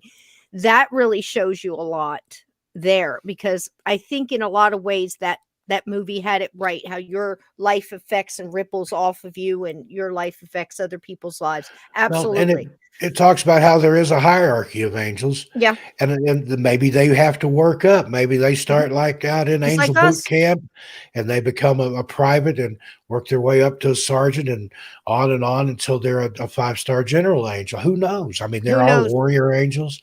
There are angels that have specific tasks. I think there are angels that's their mission, is to wander the earth and look for places to make miracles happen. So, and I believe it's much like us. Yeah. Make a place for one to happen. There you go. That's a good statement. Make a place for one to happen, and expect a miracle. Expect that thing that's going to come through, because if you're going to take that, they often say, and again, I agree with everybody here that's saying, about religion. Religion is about control and barriers, and where you go into the message, the core message. Steve and I talk about this all the time, where it's love and light, and we're all connected, and what you do unto others, and negative, positive, is going to bring, put out negative comes to you, put out positive comes to you, that kind of thing, and if you're the kind of person that's always doing positive for everybody else and nothing positive comes back to you, not even a good feeling of doing the right thing, you're hanging around with the wrong people. That's going back to the toxic people. And I talk about that, the parable of sowing and reaping. That's my mantra. I'd live by that. As you sow, so shall you reap. So you want to make sure you're sowing a harvest that's worth reaping. You think about that. You plant a kernel of corn, you don't get a kernel back. You get a stalk. And on that stalk, there might be a half a dozen ears. Tiger Lily lives in Indiana, corn country. There's other things there besides corn. She's an example of that. But that stalk, and it's got several ears on it. And each one of those ears might have 100 kernels of corn. And So each seed has again, the possibility of doing the same thing over doing and over the again. same thing That's the way again. we are. So plant I what believe it. you want to reap. If you plant lies and disbelief and discord and bad things and talk about people and gossip and things, that's what you're planting. That's the harvest you're going to reap. I didn't mean to preach here. We're about to have church in here tonight. Woo! About Bring it telling on, bring it people, on. I agree, if Linda. you brought your AI. Bibles with you tonight, flip over to, I'm not going to do that, but I could preach a sermon. Yeah, me too. I can testify up in this thing. We'll have to tag team Ooh, preaching here one night. absolutely. I mean, man, I'll have this place rocking. But I agree here with Linda with AI. This is the thing about AI. They want to take your light away. They want your source to connection gone. So you're not creative anymore. You don't think for yourself. You don't do anything. You just want to be like a zombie, like a a slave with your head down and probably 6 feet apart. And think about that. 6 feet. Why 6 feet? If a sneeze will go 25 to 30, why are they having you go 6 feet? That doesn't make any sense. Yeah, Well, what's doesn't make 6 any- feet under? What's 6 There you feet go. under? This is a spell, folks. Hey, there's Recognize Katina it when you see it. Gray. Welcome, Katina. It's a My spell. buddy So from Rogersville. She's somebody going that to come on understands a little bit about black 13 magic. past midnight one night with I me and tell understand. some spooky stories. She grew up different part of East Tennessee than I did, but her and can't remember if it's her husband or boyfriend. They've had all kinds of experiences. They've been together. Oh, that's great. She said 20 years, but she's going to come on and share some of the stuff they've encountered. So That sounds looking forward. fantastic. We need to do that soon. Maybe That's this week. great. Sometime. Nice to meet you, Katina. Now, tomorrow, Wednesday night, I'll be on Spaced Out Radio with Dave Scott. Oh, That's great. at, I think 9, starts at 9 Those to are hard 11 shows to do. Pacific. 9 to 11 Pacific. So that's 10 to midnight for me. We're going to be talking about missing persons year in review, some of the missing persons cases that I've covered in 2022. That's great. So. That's a hard show to do, Steve. The first time we were ever on that, we were on there together. And I'll tell it's you like what, 3:00 in the morning for you by the time we got up there. Woo, man, that was a rough one, but we did it. We did it. And,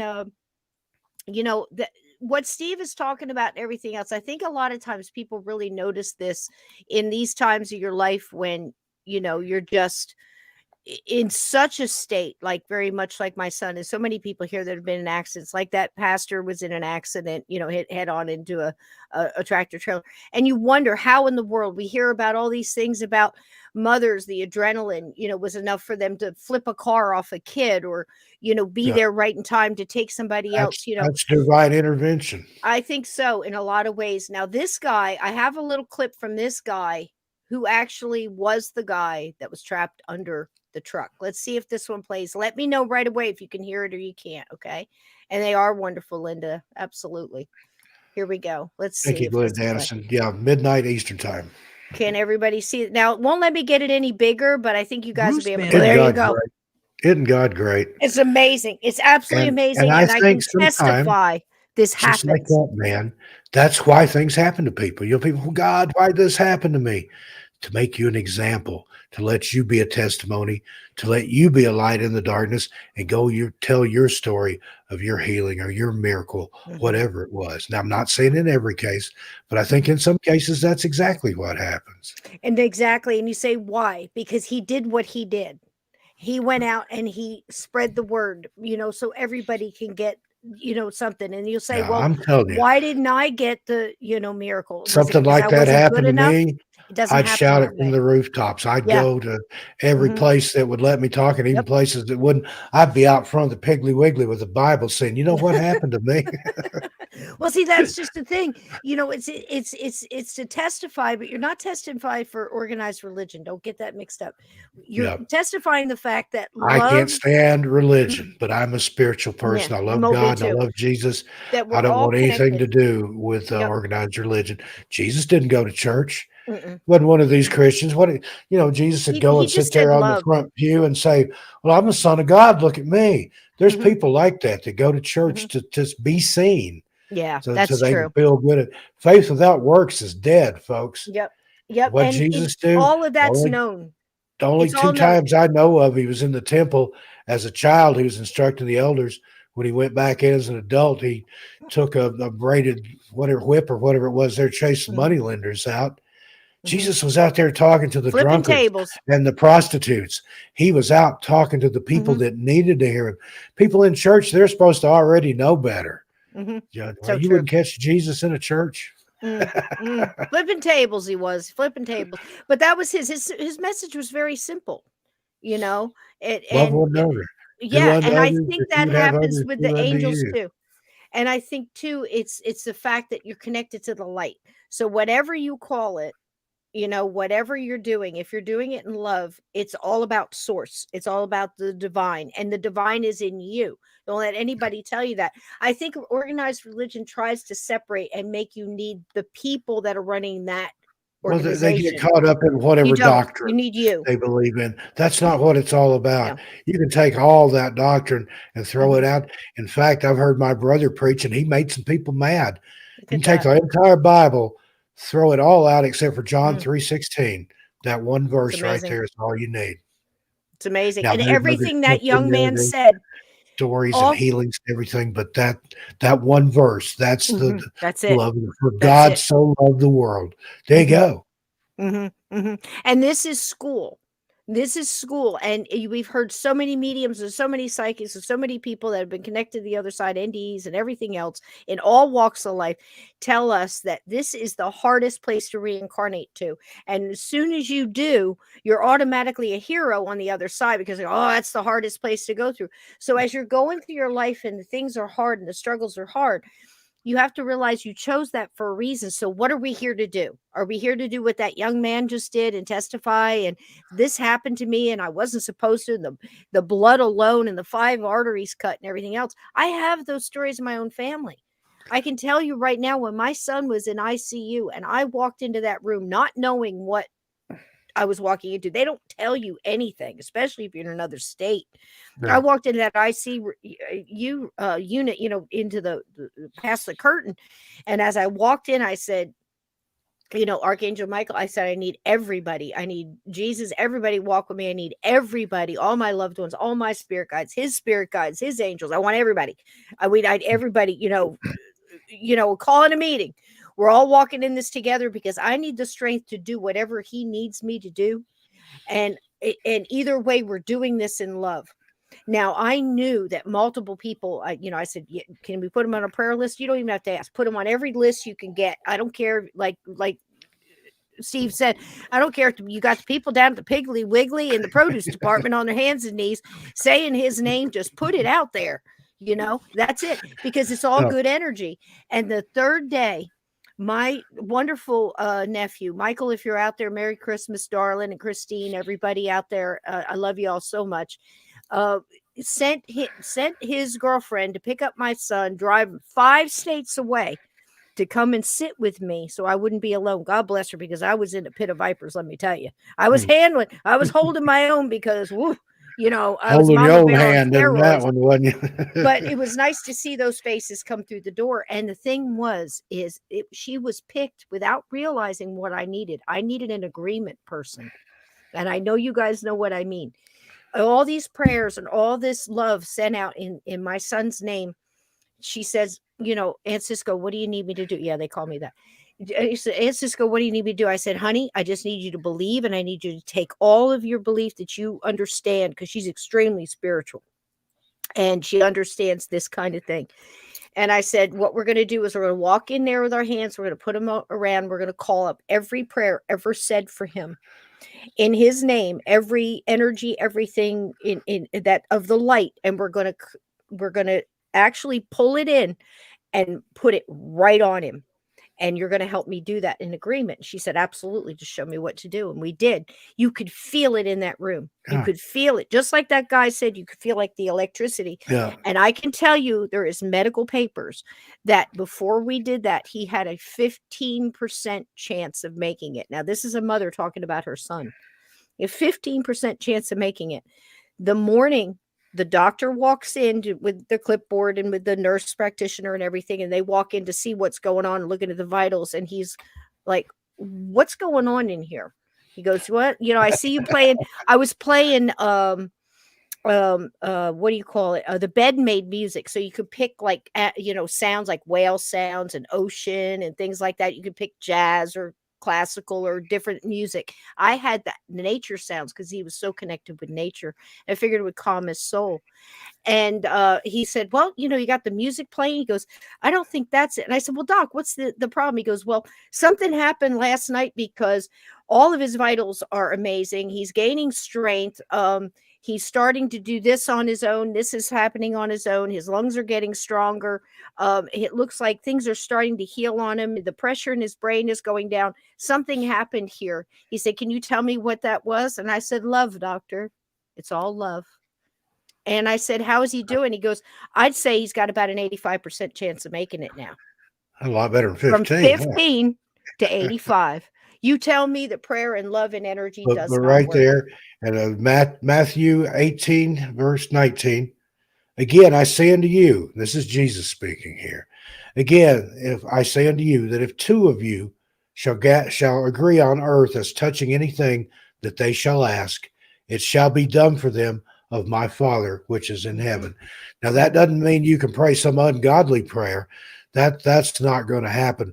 But when you're praying for somebody, you're praying for God's will to be done. You're praying for healing or strength or whatever. That will be done, and that's proof of it. God, give me strength. That's what I asked for, and I'll tell you, Every day. I'm gonna take us out of here. I'll see if I can do this in 10 minutes, but I think I can. The long version is in Stephen. I wrote a book called "We Are All Children in the Wilderness of the Afterlife," a guided tour through a haunted life. I almost didn't get it right that time, and it's really cool. The book, yeah. But the chapter on this experience is in there in full. But I was going through something that was just, you know, horrible in my life. And again, you'll hear me talk now. This is after 60 years of me being a very, you know, very human throughout my life. I learned a lot of hard lessons quick. But at this point in time, there was somebody in my family who was going through a very bad addiction, you know, in the dark throes of addiction. And I was trying to help him. And I knew we were probably at the point where I was about to say, dude doesn't want any help. I got to get out of here. And I was working on that. But I had 2 little kids, and there's a lot of things you have to consider. And we had made this deal that once he got paid, he didn't want to drive because that's when bad things happen. He said, just come pick me up and we'll go together. And that way I got some extra help. And I'm like, okay, we can do that. We can try it. So he called me and I had to go pick him up. And I was like, God, I got to get there because if he gets in a truck and takes off, rent, no groceries, no whatever. So I had a lady I could take my kids that lived next to us, and she's a lovely woman, and they, you know, watch a video with some popcorn. I'll be right back. I got to go pick up somebody, and I'll be right back. And I get in the car, and I'm in such a hurry to get there that I don't realize I forgot to get gas. And sure enough, in the bad part of town, on the bad part of the highway, with probably another mile to go before I made the turn off to go pick him up, my car died. Just barely made it off the side. And I get out and I'm like, okay, what do? I don't have money. I don't have a candle. Whatever. I'm walking. I just have to get there. So I start walking. And as I'm walking, I realize I'm getting further and further from the car. There's very few cars on the road. It's a very bad section of town. And I've got, you know, what do I have as weapons? I'm doing this kind of thing. What do I have on me? You know, and I'm making it a mental account of what I could have to defend myself if I needed it. And I was ready at that point just to go raw knuckle if I needed to, because I had had enough. I had just had it. And I start walking and I got my head down and I'm watching my feet and I'm watching cars go by and I'm like, oh God, this isn't going to be good.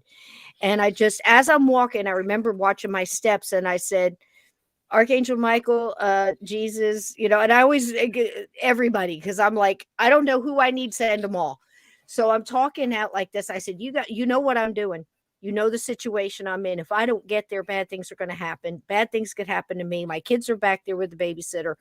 I need help and I need it now. Can you please send somebody to help me get through this? You know, if I don't get there, this is probably going to be it for this, you know, this person or whatever. So many horrible things had happened. I took 3 steps. I remember looking back at taking 2 and looking back at how far I was from the car and seeing the flashing emergency lights on my car. And I took the 2nd step and the 3rd, and a car pulls up and just pulls over. And I'm like, oh, shoot, here we go. And I remember looking at the car, and I explain it more in the story, but everything in my knowing mind was saying, don't do this. You know, all my rational thinking, all my common sense was saying, you're out of your mind. You've got to go the opposite direction, jump the meridian, go the other way.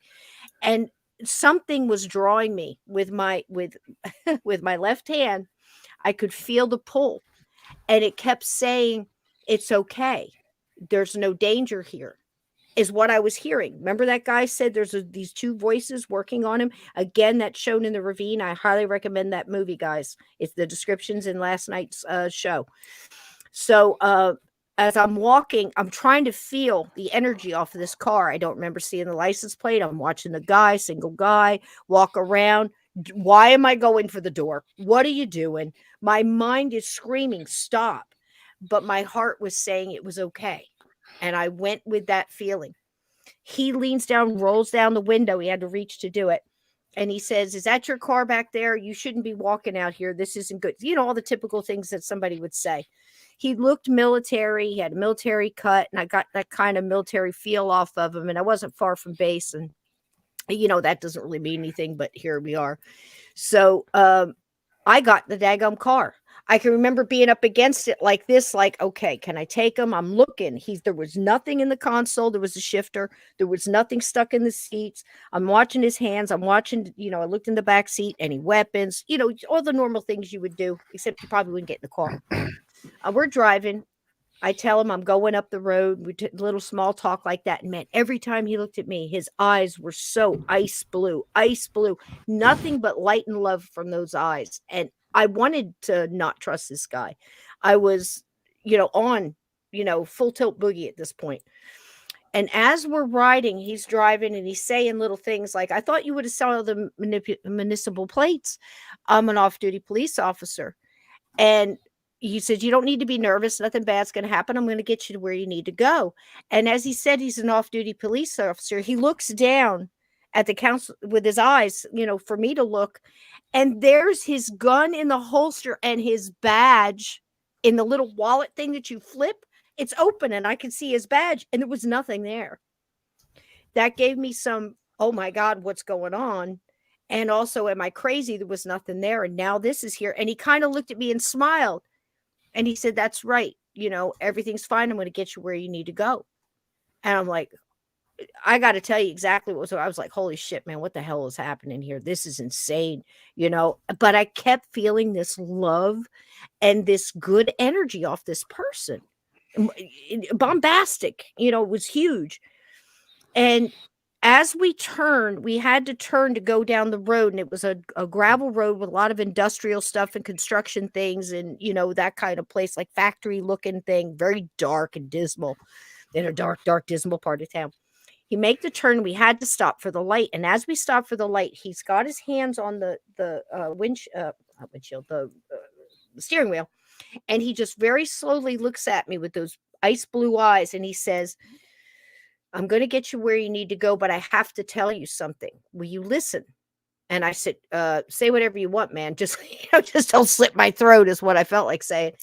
And he says, not everybody you're trying to help wants help. And you cannot help someone who doesn't want to help themselves. Can you remember that? And I was like, what? I had not told him anything about what I was doing. I had not told him the situation I was in. Nothing. And right at that time, I remember looking at his face and the red light glow on his face went to green and the car started to move.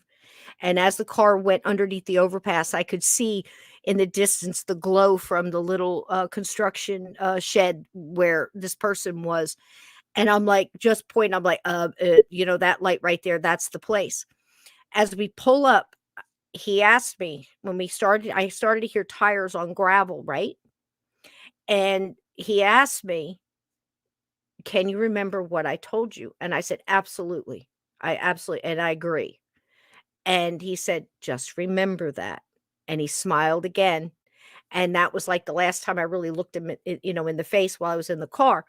And again, I can hear the tires on the gravel, with very distinctive sound. And we pull up to the construction cabin. I can see the people inside. Now they hear the car, whatever. They're getting up. I get out of the car before it ever stopped. I had that door open. I was out. Shut the door. And I turned around one more time and he leaned down, he looked out the window and he said, remember what I said? And I said, yeah, man, thank you so much. I can't thank you enough. You know, I'll get you some money for gas or whatever. And I start, you know, kind of running towards, you know, the cabin, the little trailer where everybody was coming out.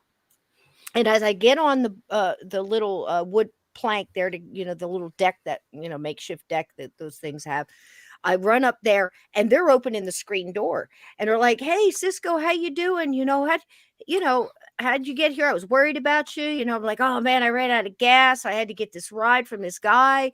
And they're like, well, where's your car? And I turn around and look and he's like, what guy? Where? They didn't hear any car.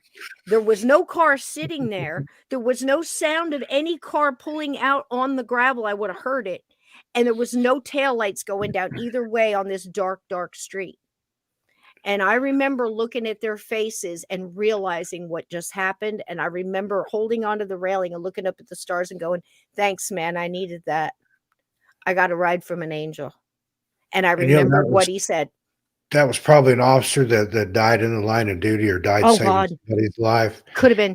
And he's back, you know, riding the streets. And but yeah, that's a beautiful story. That's one of my favorites in the book that we did together. Mm-hmm. I think I got a ride from an angel that day. So, you know, and at that time, that's when I started listening. It reinforced everything I already knew. And that's one thing too I wanted to say about this episode is like, we know these things. We know this, that religion tries to control us, and we don't need to talk to somebody to talk to our source. We talk to our source. Our loved ones talk to us. We don't need a medium. We might need a medium to interpret and get the message clear because our emotions block those things sometimes. But we know our love lasts, is eternal. It says so right here on my necklace with little Mr. Dickens' picture on it. It was the last thing he ever heard me say before they gave him the shot. Love is eternal, my love. And then I felt his soul go through me when he left. And it was a beautiful, beautiful soul. These things are real. Angels are real. Spirit guides are real. The light workers and gatekeepers and good people with good hearts like Steve and so many people in here are real. And when you see the darkness every day, when the bad things come and, you know, the news is this and, you know, neighbors are that and the person in the line and the person you're riding with that's making you crazy or whatever you work with, just understand that you can rise above that with just a thought, with just emotion of your mind saying, I understand what's going on here. This is not my chaos. My calm and my peace is within me and nobody can take that. You know? If that makes any sense to you, you know, don't let anybody tell you that angels are just, you know, for this religion or miracles are just for this. That's all BS. What we said tonight. I've heard that in the pulpit before. Oh, the age of miracles passed away. No. I'm out of this church. I'm out of this church. I've gotten up, walked out of quite a few. I'll tell you that. But Vixen knows that we don't need no stinking middleman, and that's true. I've had people come to me and say, "Steve, will you pray for me?" And my answer is always, "Sure." But if you prayed for you, I'll help you pray for you. But you got to pull some weight too. Yep. Yeah, and you wouldn't believe the people and pray for yourself. It's so pray for others. It's so true. It's okay to pray for yourself. You can pray for anybody. I've prayed for Mulder. I prayed for Cisco's cat. I mean, that's just those are God's creatures too. You know, and another thing I want to say, we're talking about making miracles and drawing miracles to you, making things happen. Use that discernment. I put those 3 words in there. Susan Woodcarver really likes those. Exalt, edify, comfort. That's how you know it's from God. But if God tells you to do something, do it. Because you know what? If you don't, he'll find somebody else that will, and they'll get the miracle. I heard my brother tell a story about when he was a fairly new Christian. He was sitting in church one time, and he just felt this loud voice inside his head said, we need to sing Amazing Grace. And he said, I jumped up and he said, I'm just, you know, I'm not sure what's going on here. These people don't know me that well or anything. And I'm not going to suddenly stand up and say, well, we need to sing Amazing Grace. And he said, I'm sitting there and I'm fighting it. I'm worrying about it.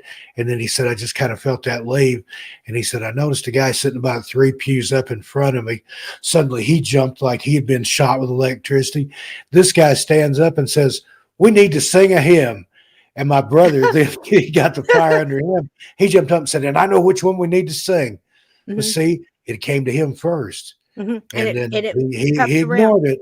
And then boom, somebody else zap. And then he does it. He did what he felt like he was led to do. So if you feel like you're led to do something, do it. Don't let your miracle go to somebody else. Your little chance to witness or testify. That may, you might not get another one. I mean, I'm sure people do all the time. That's true. But you never know. But don't push things away like that. Something that simple. I wouldn't care if I was sitting in church and I heard a voice inside my head. I don't care where it was. If I'd never been there, I'd stand up and say, "Hey, we need to sing Amazing Grace." If they throw me out, they throw me out.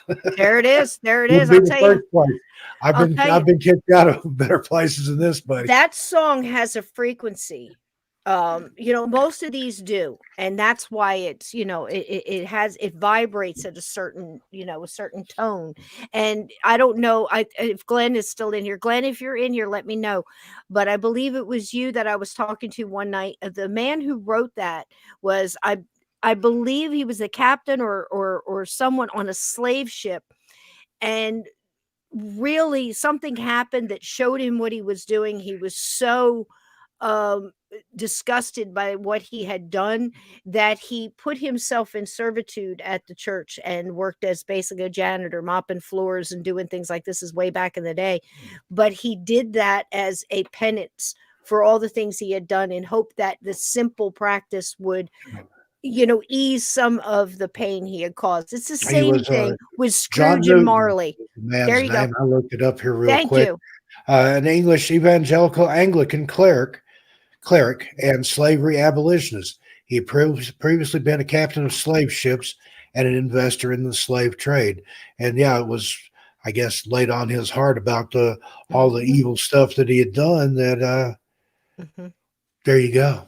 I was blind, but now I see. We've all made mistakes. We've all done things. I'll screw something up tomorrow. I'll spell something wrong or go, okay, that's all right. I'll fix it and it'll eventually fix, because you guys know me. I'm not perfect. I don't pretend to be. There's a lot of perfect people out there, that you see, that do podcasts and stuff like that. They look absolutely perfect, but I guarantee you there's a lot of work going behind it. And I'm just here to talk to you guys in real time. And that's what's important to me. All this other stuff we'll get through, but it's an amazing thing, all these different testimonies. And I want everybody to realize, if you take nothing else from you tonight, understand that when you're going through the dark times, if all you see around you is darkness, you're the light. Don't let anybody put it out. Don't let anybody tell you that miracles can't happen, that you don't have angels, or that you're not allowed to have angels because you don't do this, that, and the other thing. The other way. It's like when you hear somebody say they're an expert about this, that, or the other. Run the other direction. Steve and I are experts on anything. We're experts, not even experts on our own lives. We look back, we have conversations, and we look back at things that passed, and we look at them in a different way and go, you know what? That's a good way of looking at it. It's more than I thought. It had more layers. And I think our lives do too. These people had these experiences, these young children, this man with the truck, the guy with the camera, the pictures and everything.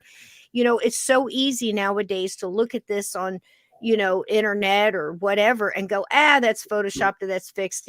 It's nothing's ever good's happened for me. But even, and I've heard debunkers talk about that photo of the truck. Oh, that's an owl. That's a moth. That's just something that got in front of the camera. Well, even if it is, who put that owl or that moth there to appear like an angel over that truck? Where'd that come from? I don't believe in coincidence. Everything. I don't think so either, especially nowadays. I think it's really amping up. I think we're seeing a lot more. I think it's really going to start to come to the surface, the light part of this, because it's like, who was it? Was it Mr. Rogers who said, look for the helpers in a tragedy, because there's always something that comes from it. And that whole thing with the cloud with the silver lining. We're and all all that. in a constant spiritual battle. Yep. Whether you realize it or not. So true. You are, every single one of you here, everybody that listen to this in the future, if there's still an internet long after we're gone, you're still in a spiritual battle. Yep. Yep, so true. And I hope a lot of these things last. And, we put this stuff out into the universe, and somebody a year from now might pick up this and hear exactly what they need to hear, or those words put together in a certain string of, a I've sentence, had that happen. and Sometimes read a book that was it's written in the amazing. 1800s, and that one little verse, that one line spoke to my heart. And, that person's long gone dead for sometimes a It's century or amazing. more, but yet they spoke directly into my mind and my heart exactly what I needed to hear at that very moment that I needed to hear it. And that's what we do. We put it out there in the universe so other people can hear it, get something from it. And if they don't, maybe their consciousness isn't ready for it yet, but it'll plant a seed that'll grow into a full thought that they understand when their consciousness is ready to. So those people that you keep telling the little things that you need them to hear, and it doesn't seem like it's resonating yet, you just plant the seed and walk away. Have faith that it's going to grow when it needs to. And I'm not saying to beat people over the head with it. I've had people, church people, well-meaning people, come up to me and say, "Steve, God sent me a message to you." I'm like, "Really?" I Just don't give it know to 'em. about that. I'll listen to them, but if God has a message for me, I get it straight from God. I talk to Him every day, several times a day, and I can't imagine. Now I've had people come and confirm things where I already heard what God said, and I have somebody else come along and say that, and I think that's a confirmation. But I think sometimes people are misguided, or they get in their head that they're a prophet or a preacher or all this.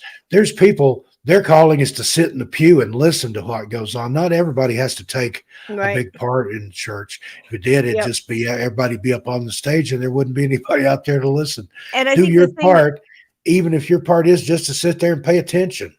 The thing that grates me too is, don't judge your source by, the people that are, shoving this stuff down your throat and saying this, that, and the other thing. They're trying to sell you, a set of, Virgin Mary steak knives or something, or whatever. Because the thing that kills me is people making money off of love.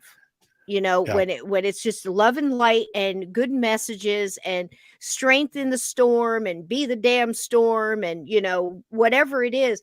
And then but if you give us this money, you'll get into. No, you won't. No, Yeah. you won't. And that's the thing. I'm doing my band camp over there. People like the sound of my voice. I've helped people with fibromyalgia, PTSD, chronic pain, insomnia, all kinds of maladies How and things. beautiful is that? Put it up on Bandcamp. It's free to listen. You can listen to it as many times as you want to. It doesn't cost you a penny. But if you want to download it, if you want to put it on all your devices and have it forever, you can purchase it or you can subscribe. And especially what the guided meditation and the relaxation, I may even put some prayers up over there. I'm not going to charge people for that. My brother, whom I've mentioned several times, Pentecostal minister, he had a tape and book ministry. They didn't charge for anything. It was self-perpetuating, self-supporting, donations, whatever, out of his pocket sometimes. But millions of tapes, millions of booklets, they went all around the world. And he said that. He said, "I'm not going to charge people." He said, "These TV preachers gall me like, well, I've got, if you need prayer, if you need healing, if you're sick, all this, send me $29.95 and I'll send you this tape and book series and a prayer cloth and we'll get you healed." He said, "Show me the Bible where Jesus did that, where Jesus went up to the man in the streets. Well, buddy, you've got leprosy and I can heal you that. But first you give me 5 shekels, 5 silver coins or gold coins here. I can heal you that." No, Jesus didn't want to teach you that. Wasn't no pay, wasn't no money changed hands. That's just, that's so ridiculous that if you've got a gift, that's your gift. And then you're supposed to give that gift to other people. You take that gift and you re-gift it. You give it to other people. You don't charge them for it. Somebody gave me an ugly sweater, a toaster, or whatever that I didn't want. I'm not going to try to sell it to somebody. I'll give it to somebody. Hey, you need a toaster? I got you right here, buddy. I'm going to hook you up. You didn't get a set of Virgin Mary steak knives with that? I not yet. Yeah, I haven't yeah. got a set yet. I watched this one guy. It was a little independent church, and he was fiery to listen to him talk, and there was something off, and I watched him leave with his wife, and he was just telling everybody, don't go spend the money at McDonald's or do this, go, put it in the hat and all this other.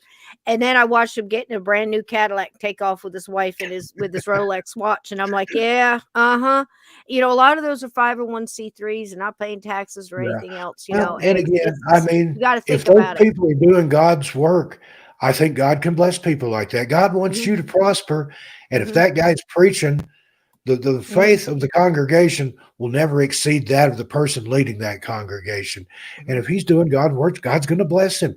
God may give him a Cadillac and a Rolex watch, but it's because he's doing what he's supposed to do. But it can be also because he's fleecing the flock. Again, and God took that building right off its rafters, and that guy's no longer preaching. There you go. You look at their works, and again, faith without works is dead. If you see somebody like that, and that's why I was so into what my brother taught and preached, because I know him not only as my pastor, but as my brother. I saw how he lived his life when he wasn't in the pulpit, when he wasn't in church. And I knew that not only could he talk the talk, but he could walk the walk. And every word he said, he lived it. He breathed it. That's what he believed. And that's what he was putting forth out there. That's why I trusted him like I've trusted no other preacher. I never had that access to anybody else. I had an uncle that was a preacher, but I only saw him, Christmas and Thanksgiving, occasionally go over to his house. I don't know. He might have been a raging heathen when he was at home, but I knew my brother. I've seen him sit in his kitchen and get in the word and study. Man taught himself Aramaic, Greek, Latin. He would find mistakes in the King James Version. Now he'd say, I don't know why they use this word for this, but God bless him. When you go back to the original, it's a totally different meaning, a different word. So somebody that understands the Bible that way, I'm going to trust every word he says because he knows his beans. He knows what he's talking about. He's literally gone out in the woods and prayed and cried out to God, give me understanding, give me faith, help me to understand this. He was called to preach. A lot of these guys aren't called to preach. I've known guys that, I'm going to go to Bible college. I'm going to become a preacher because it's a good, honest way to make a living. No, that's you try, go be a plumber or something. You'll help just as many people. Yep. If you're not called to preach, if that's not what's laid on you, it ain't going to work. I mean, you might be able just the thing. to fake it, but that's all it is. It's Now, so this is my easy 2 for the cents. message. I'm sorry to anybody that I may have offended your religion with my spiritual views, but sometimes toes need to be stepped on. I agree. And I'll that's the step thing. on 'em. You don't need a connection to talk to your source. And I think there's some kind of organized thing going down to try to separate you from that. And don't you let them. Don't you You're a let them. vessel. God can work through you. You're just a vessel through which he uses, through which he lets his energy flow. And then it's up to you to take that out and distribute it where it's supposed to go. But you can block that off of you. You can let other people block that off of you. Yeah. Don't let people block your blessings. Those are yours. Name it and claim it. That's, God gave me this. God gave me this task. God wants me to do this. And Make here sure it that he is. does, but then go do it. In some of these things, you I'm about might to say, preach. I'm telling you, we're going to have there you go. church here in a minute. Yeah. In some of these Revival gonna things, you break might out. say, like Jesus' picture in the toast or the potato that looked like Lincoln or, this, whatever. It doesn't matter because somebody sees this picture and it gives them hope to get through the next day because they think there's something out there that's greater than I am, that's lit in love. God can work in mysterious ways. I can Who are hold we on. to question God? Because there's If that's something bigger a than me. reflection, or if that's a moth or an owl or whatever, what put the reflection there? What caused that owl or moth to be there just at that moment? Phooey, Tell get out of this here. guy. Tell this guy there's no such Tell thing this as guy that. angels. Tell him there's no angels. Yeah. Tell him there's no God. Tell my him son that prayer there's doesn't none. work. There you go. This it's an amazing thing, and I think that's the biggest thing is, like people will say that these things happen to, why me? What am I supposed to be in life? Just a decent human being. There's, there's so many out there. And I think a lot of them feel right now that they're outnumbered, that, the dark is so much stronger than the light. Wrong. That's the biggest lie you ever been told. The light is stronger than the darkness. One light of a candle will absolutely wipe out the darkness in a large, darkened room. Your light is everything. And don't you let anybody put it out. Don't you let anybody tell you, why do you do so many nice things for these people? They never do anything nice for you. That's not how it works. You're doing it for you. Daniel Brinkley, 2 times NDE, and he comes back, and the second time he came back, I told you all about the dog and everything, but he starts hugging everybody. And some guy asked him at a party, goes, boy, you're a hugger. Why you go around hugging everybody? He goes, I'm not hugging you, man. I'm hugging me. Because when I get over there the next time, I'm going to need all this love. I'm going to need all this energy, and I'm going to feel those hugs again. I've already felt the stuff that I did, when I was in, a soldier, and I felt the things that I did to my loved ones going through living my life the way I did. He goes, now I'm going to feel all the hugs I'm given now. Think about that. Don't you like that? There was some people in Oak Ridge when I lived there. They were like a group home of special needs people. Well, they decided they were going to go around to churches and sing. And they went to some church, and they made them stop. They said, get down. You can't sing. What are you even doing? They said, we're not singing to you. We're singing to God. We're raising our voices in praise. You shut up. Go sit down. We're here to sing. We're going to sing. And whoever it was tried to hush them up. Was so embarrassed. He sat down, let him sing. Now, I don't think they ever went back there. But there you go. I'm not hugging you. I'm hugging me. I'm hugging me. God. I'm hugging the God in you. I'm there you singing. Go. God, I ain't singing to you. I can't carry a tune in a bucket. But I'll be like David. I'll be out there twirling in the woods, singing and blowing kisses to God. That's what God. That's who God people look for to make a miracle.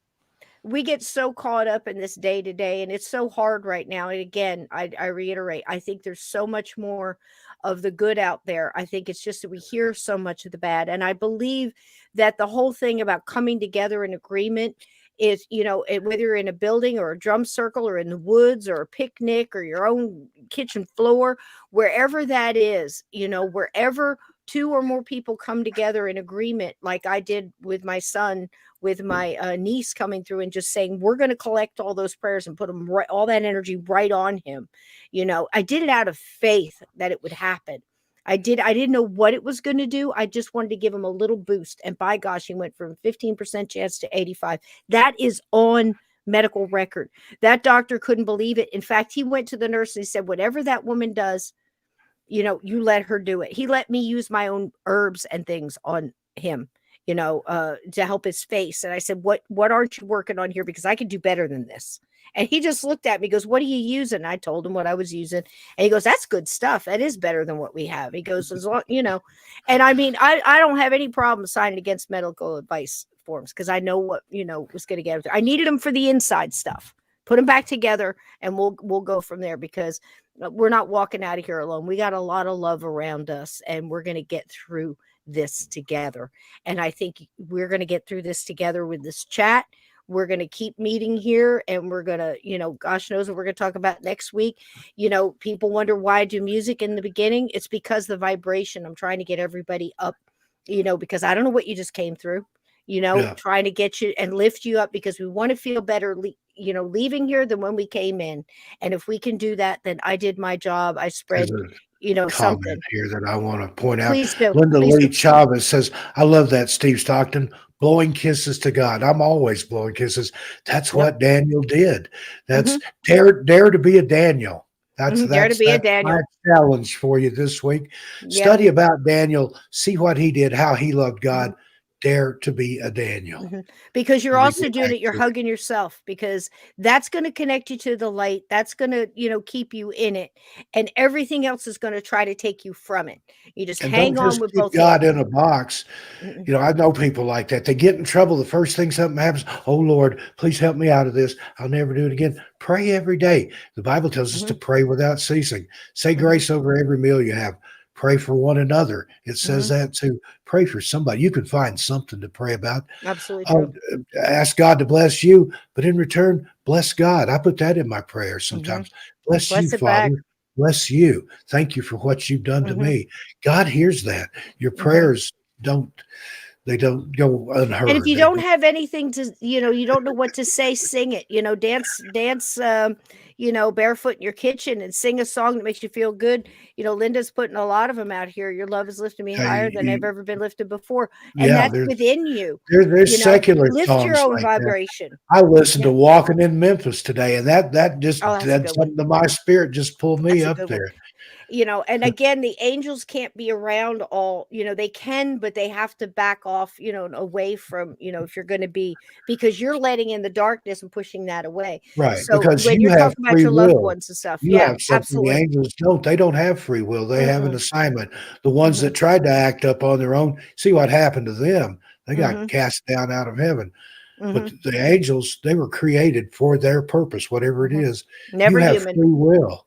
You can do whatever, you can do it or not. But that's between you and God, or whoever you worship, whoever your higher power, your deity is. Yeah. And that was my main focus for tonight, to let you guys know that angels aren't religious. They're real. They're loved God is and they're real. real. And your spirit guides, a lot of people say when people die, they're an angel now. Well, that's kind of sort of true, because I know many loved ones that become spirit guides for you. Animals, same thing. I've been in front of many mediums that have said that I've got several animals that are my spirit guides. And we all have a purpose. Happy here. She'd be running up and down the aisles if we were in church here. There you go. Shouting, waving her arms. Shout, I've been to waving your some arms. services And like there's, that. again, there's nothing wrong with that. If you're in some place and you don't feel better walking out than when you walked in, you're in the wrong spot. I tell you, and again, no shade on anybody's religion. I won't name the denomination, but the denomination is part of it. The best move of the Spirit of God, or whatever you want to call it, that I felt was in a non-denominational church. But I've been in some old dried up dead churches where they sing out the old red hymn book and people sound like they're about to fall over, and they sit down and the pastor will deliver some sermon he downloaded off the internet, and you walk out feeling, I just wasted an hour or two of my life that I can't get back. I could have. If you don't feel like you've been to church, you're in the wrong church. It's supposed to lift you. I love some of those Southern Baptists and the Southern Pentecostal. I love them.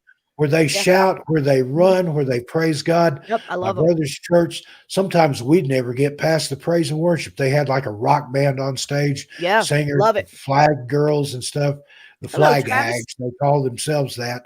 But there was times when we got so happy with the singing and worshiping and praising of God in song and music, we didn't even get to the church service. And when that's the Spirit sometimes moves, that's it moves. And it would roll in. You could feel it like a wave, like a river. There's a river flowing. That's one of my favorite. Oh yeah, that's a good one. Songs. That's a good one. But that's what it's supposed to do. It's supposed to lift you when you supposed gather to with lift other you people. up and make you feel good. Right. And make you feel like you've been to church. It's like a combined energy that's rising up. And again, you want to hear the opposite? A whole movie theater watching the movie Saw or Purge or something else. And imagine the darkness that's over that, because you got people that are really there just for the jump scares, and then people there that are for some reason really enjoying what they're watching. And you can imagine the negativity that's feeding the loosh, that's feeding these entities that are evil, and they're eating that. Whereas, you're in a group of, whether it's in your own living room or not, and you're putting out all that love and light, well, the good is feeding off of that, and it's magnifying, and it goes out like a vibration. So don't let anybody tell you that, that's not what's true. that old Cat Stevens song? If you want to sing out, sing out. Sing out. Sing out.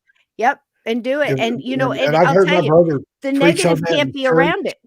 He said, some of you come in here and you'll sit there like a lump on a log. There's people shouting, there's people praising God, and you're just sitting there, you're afraid. He said, but I bet you I could put you in Neyland Stadium at a UT football game, and you'd be out there cheering and waving your pom-poms and saying, go Vols. He said, be God's cheerleader. Get happy. Yeah. And you're also cheering for yourself because you're cheering for the divine in you. Because that raises your vibration. Don't let people put, there is no lines, there's no boundaries. You know what those are. If it feels divine, it is. If it feels evil, it is. It's that simple. And just like the movie Fallen, I don't know how anybody's seen that, but that's about demon that goes through and it jumps from one to the other and it skips some and jumps to the next one. Well, why do you think it's skipping those? They have a strong protective barrier around them with their own light and their own divine, and that's what it can't get in. So it's the same thing with the rest. These evil entities that are out there that we can't see, that live off that, they can't be around you being happy, which is why when Steve Stockton tells his black-eyed kids story, right away the next day, I had that knock on the door. I started singing Joy to the World because I know they can't be around this negative stuff. And then I opened the door. I've lived in places where I downloaded the Bible on MP3 and would play it on a laptop at a low volume when I wasn't home. Just you let that spin out. You let that word spread out. You let something good. Evil can't stick around. It will not stay in the presence of that. I've known people that have cleared out haunted houses by reading a joke book and laughing. Yeah. It's true. Yeah. They can't stand that. And they even talks about in the Bible when Christ was just passing through, and the people that were possessed with demons and things that weren't even near him. Why do you torture us, Jesus? He wasn't torturing him. He was just there. Evil can't stay in the presence of good and of God. It cannot. And if you want to feel, I agree 100%. Steve, and if you want to feel good, I recommend the Cokeville Angel Miracle. There's two different movies out. Please watch them both. Yeah, the other one is from last night's show, The Ravine. I highly recommend it. The link is in the description of last night's show with Lynn Monet. If you didn't see that, she's telling us all about the afterlife and what happens at the end of death and what our loved ones are doing over there and how they're connected with us every day. When you connect into them and you think about them or you speak about them, they hear you and they pop in and they come. That's what mediums usually bring through, is like that time you talked to me and you had my picture and you're wearing the blue dress. I was there. That's the stuff that we want to hear when we go to the mediums. And that's the whole thing.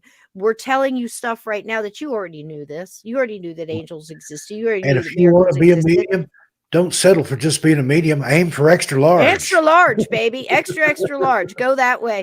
But large. You're the little thing that I'm going to end this tonight with is basically, our ears long to hear what our heart already knows. You guys know that. Thank you, Uncommon Belief. Thank you so much. There's the link. It's free on YouTube. If you can't get it in your country, I am still working on that, for those our friends in Canada, to see if I can screen record it and send it to you a little bit, by little bit in email. Get the thing with become a subscriber or a what do you call it, like for NordVPN, a sponsor. Oh, yeah, They sponsored us on Missing Persons and Mysteries, and that's a way that people in other countries where, there's countries where they don't have the freedom to watch stuff like we do, just because of copyright and things like that, it's blocked.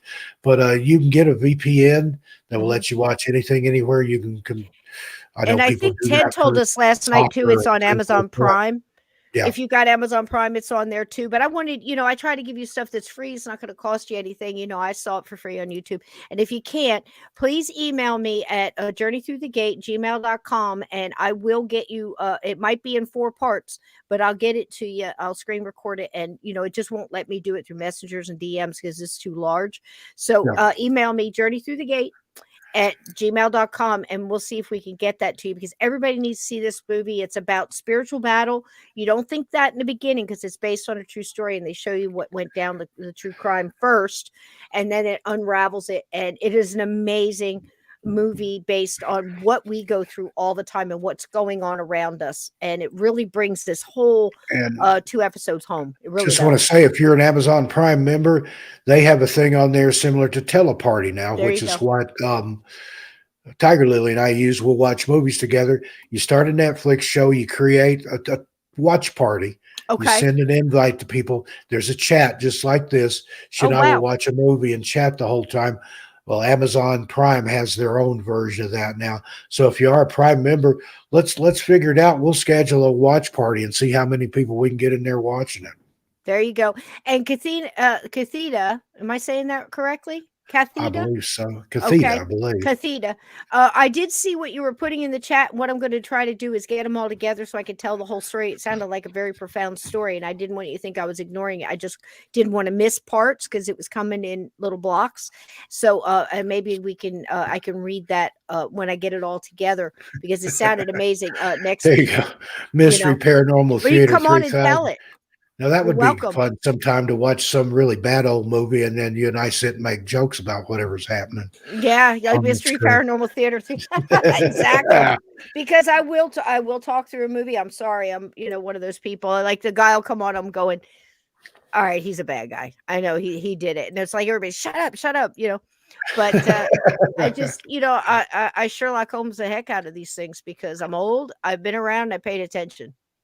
And I could smell bullshit coming a mile away. There you go. But We've got a good bullshit and I detector when we have get no outraged. and if you're somebody that's around me or in my life and I find out you show me who you really are and I believe you and that's it, you're gone. It's I don't have time. I have to move. I have to do the next thing because I'm trying to use all my energy to do as much good and help as many people as I can because I found out that when I do that, I help myself. Yeah, And ain't so nobody I'm got being time really for that, selfish. as the lady says in that. I'm very selfish about that.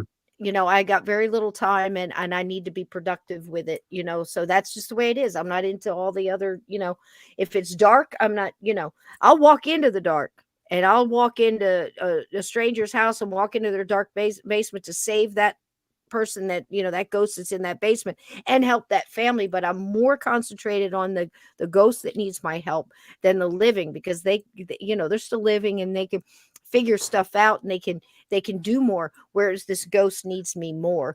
And I've done some crazy things like that. You can ask anybody here that's gone into a dark basement with me and they can attest to that. But that's the whole thing. We're all here for a purpose. Find your purpose. Might be more than one. Would Don't you throw hide your popcorn at light me? under a bushel. You'd get it back too, Sarah. Don't hide your light under a basket. We Find have a out good what old you're time. good at Yeah. and do that and use it to help people. Yeah. Can't go wrong. And that's the way it is. We just, hey, old religion, how you doing, sweetie? Welcome. And, that's just the thing, Steve and I aren't, preaching to you. We're just saying what we know. And we use the word God because that's comfortable for us. It's source. It is. I think I was preaching a little bit. I really think I was. Yeah, you might have been. But you let me do it. It's your show. If you told me to shut up, I'd shut up eventually. No. I'm just saying that everybody is included. And so many people, like my sister, she was so hurt by what she was told that, this was good, this was bad, or whatever. And she lost her whole life to it. And so many people do because they don't think they measure up. And don't think that because, none of us are. None of us measure up. We're going to make mistakes all the time. I make mistakes. I get angry. I do this, I do that. And then I feel bad about it. I go, how could I have done that differently? And I think that's all this life is. It's school. I didn't always get hundreds on the tests, and I looked back and said, what did I do wrong? Well, maybe I can get better next time. And I think that's what we're here to do. But I don't want anybody to tell you that angels aren't real, that spirit guides aren't real, that loved ones don't exist, that, that this is it. And then it's, lights out and that's it. Because I've seen too much to buy that bullshit. Right. And I won't bullshit you here. And I've told people that with stuff that I've experienced. Yep. It's no different than me turning on the stove eye and said, now put your hand on there. Okay, it burnt you, right? Yep. Well, no, that's not hot. That didn't burn you. That's like them trying to tell me that. I know what I saw. I know what I felt. I know what I experienced. I know what I saw. There's and nothing please, that you can say, do to convince me otherwise. Absolutely. Absolutely true. And I guarantee any of these people, these young kids, these first graders, that come back and it's like the kids are so smart and they're just so profound in what they said and in their beliefs, like they know what they saw too. And everybody walked out of that building. The Cokeville miracle, that's out there. All of these things are out there. Go find your angel pictures, whatever gives you comfort. And don't let anybody tell you they're not real or it's this or it's that. Because in 10, if one of them then there's something going on. And Yeah. maybe our divine is just trying to give us little mile markers to go, keep carrying on, kid. You're doing Yeah, great. and Keep indeed. carrying on. And accept my challenge this week till the next show. Dare to be a Daniel. Dare to See be a what Daniel. good you can do in somebody else's life, and see what it comes back as, how it manifests in yours. Mhm. I'll be ready for a praise report. There we go. And we got a new year coming up, guys. I mean, no matter where you are, you got a new year coming up. I feel like we've gone through this shift, this change, and I don't think it's all bad. I Oh think yeah, what's happening is it's making the bad come to the surface, and it's shaking. our You know, vibration is and it's raising. shaking, and our vibration is raising, and the light is coming too. And I'm going to tell you, the light wins. The light wins. You just hang in there. I believe we're all Light here will for this always time. win. Yep. Amen, brother. And Love lives forever. Light will always conquer darkness. I mean, you can be in somewhere pitch dark, a cave, or somewhere where there's absolutely no light. You light a match, boom, where'd the There it darkness is. go? It's See still the there, match. but it retreats from that light. And the darkness will retreat from your light as That well. is so profound. That is so true. Absolutely true. And I've I seen it in come my out life. with a zinger every now and then, don't I? Yeah, you did. That was good. Should be a t-shirt. So I love you, my friend. What's going on this week? What's going on the channel? Like I said, I'll be on with Dave Scott Wednesday night. Okay. 9 to 11 Pacific time. I think it starts at midnight Eastern time, but I'll be There over we go. there. Going to be talking about the missing persons year in review, Amen, Edna. missing person cases from 2022. Always have a good time with Dave. And I've got videos coming up. I had one premiere today. It was strange or amazing wilderness survival. Actually, stories of people with a happy ending, people that thought, that this is it, I'm done. And then there you go. Miracles like we've talked about, they happen every day. Go watch that. And then later this week, day after tomorrow, I think, Kidnapped by Bigfoot. Got a couple of that's a good story. Cases over there. There's two that I talk about. Albert Osman's one of them. Such a good story. He was a guy back in the 20s. Bigfoot carried him and his sleeping bag and everything in it off into the woods, and he lived with a family of big feet or Bigfoots for days. And then another one in there, a more recent one that maybe Bigfoot, maybe wasn't, but it's an interesting tale nonetheless. 13 past midnight, Friday night. Thin Lizzie Borden Bree is going to be back. We're going to be doing oracle card readings. There you go. Is. If you want to come and see what the cards hold for you, come on now. Again, here I am preaching to you, and then the next breath talking about oracles and stuff. But God can work through anything. That's fine. Absolutely true. It's Whatever your outlet, it's your intent. It's what intent. you do with it, you do with your energy. You know what you're doing with your energy. Don't let anybody else tell you what you're, So that's just it. It's all about intent and everything else. This whole subject is about that. What your intent, what you put out in the universe. Life is about intent. Life is about intent. Out there, and it's going to what you put out there, it's coming back. So you better put out the best you can out there. Because you want to get the best back. If you want something really depressing, we go through more than one lifetime, and we've been here before doing, you're making the same doggone mistakes again, and that's fine, because that's how you learn. If it was all an easy journey, we wouldn't be paying any attention to any of this. We'd be so some spoiled. Of the best lessons that mean the most are the ones that was the hardest to learn, that you had to suffer to learn. Okay, that's what this is supposed to be. If it was easy, there wouldn't be any point. Well, that's why we're gatekeepers along the journey. I mean, the thing is, you try to enjoy the journey, you try to learn from it.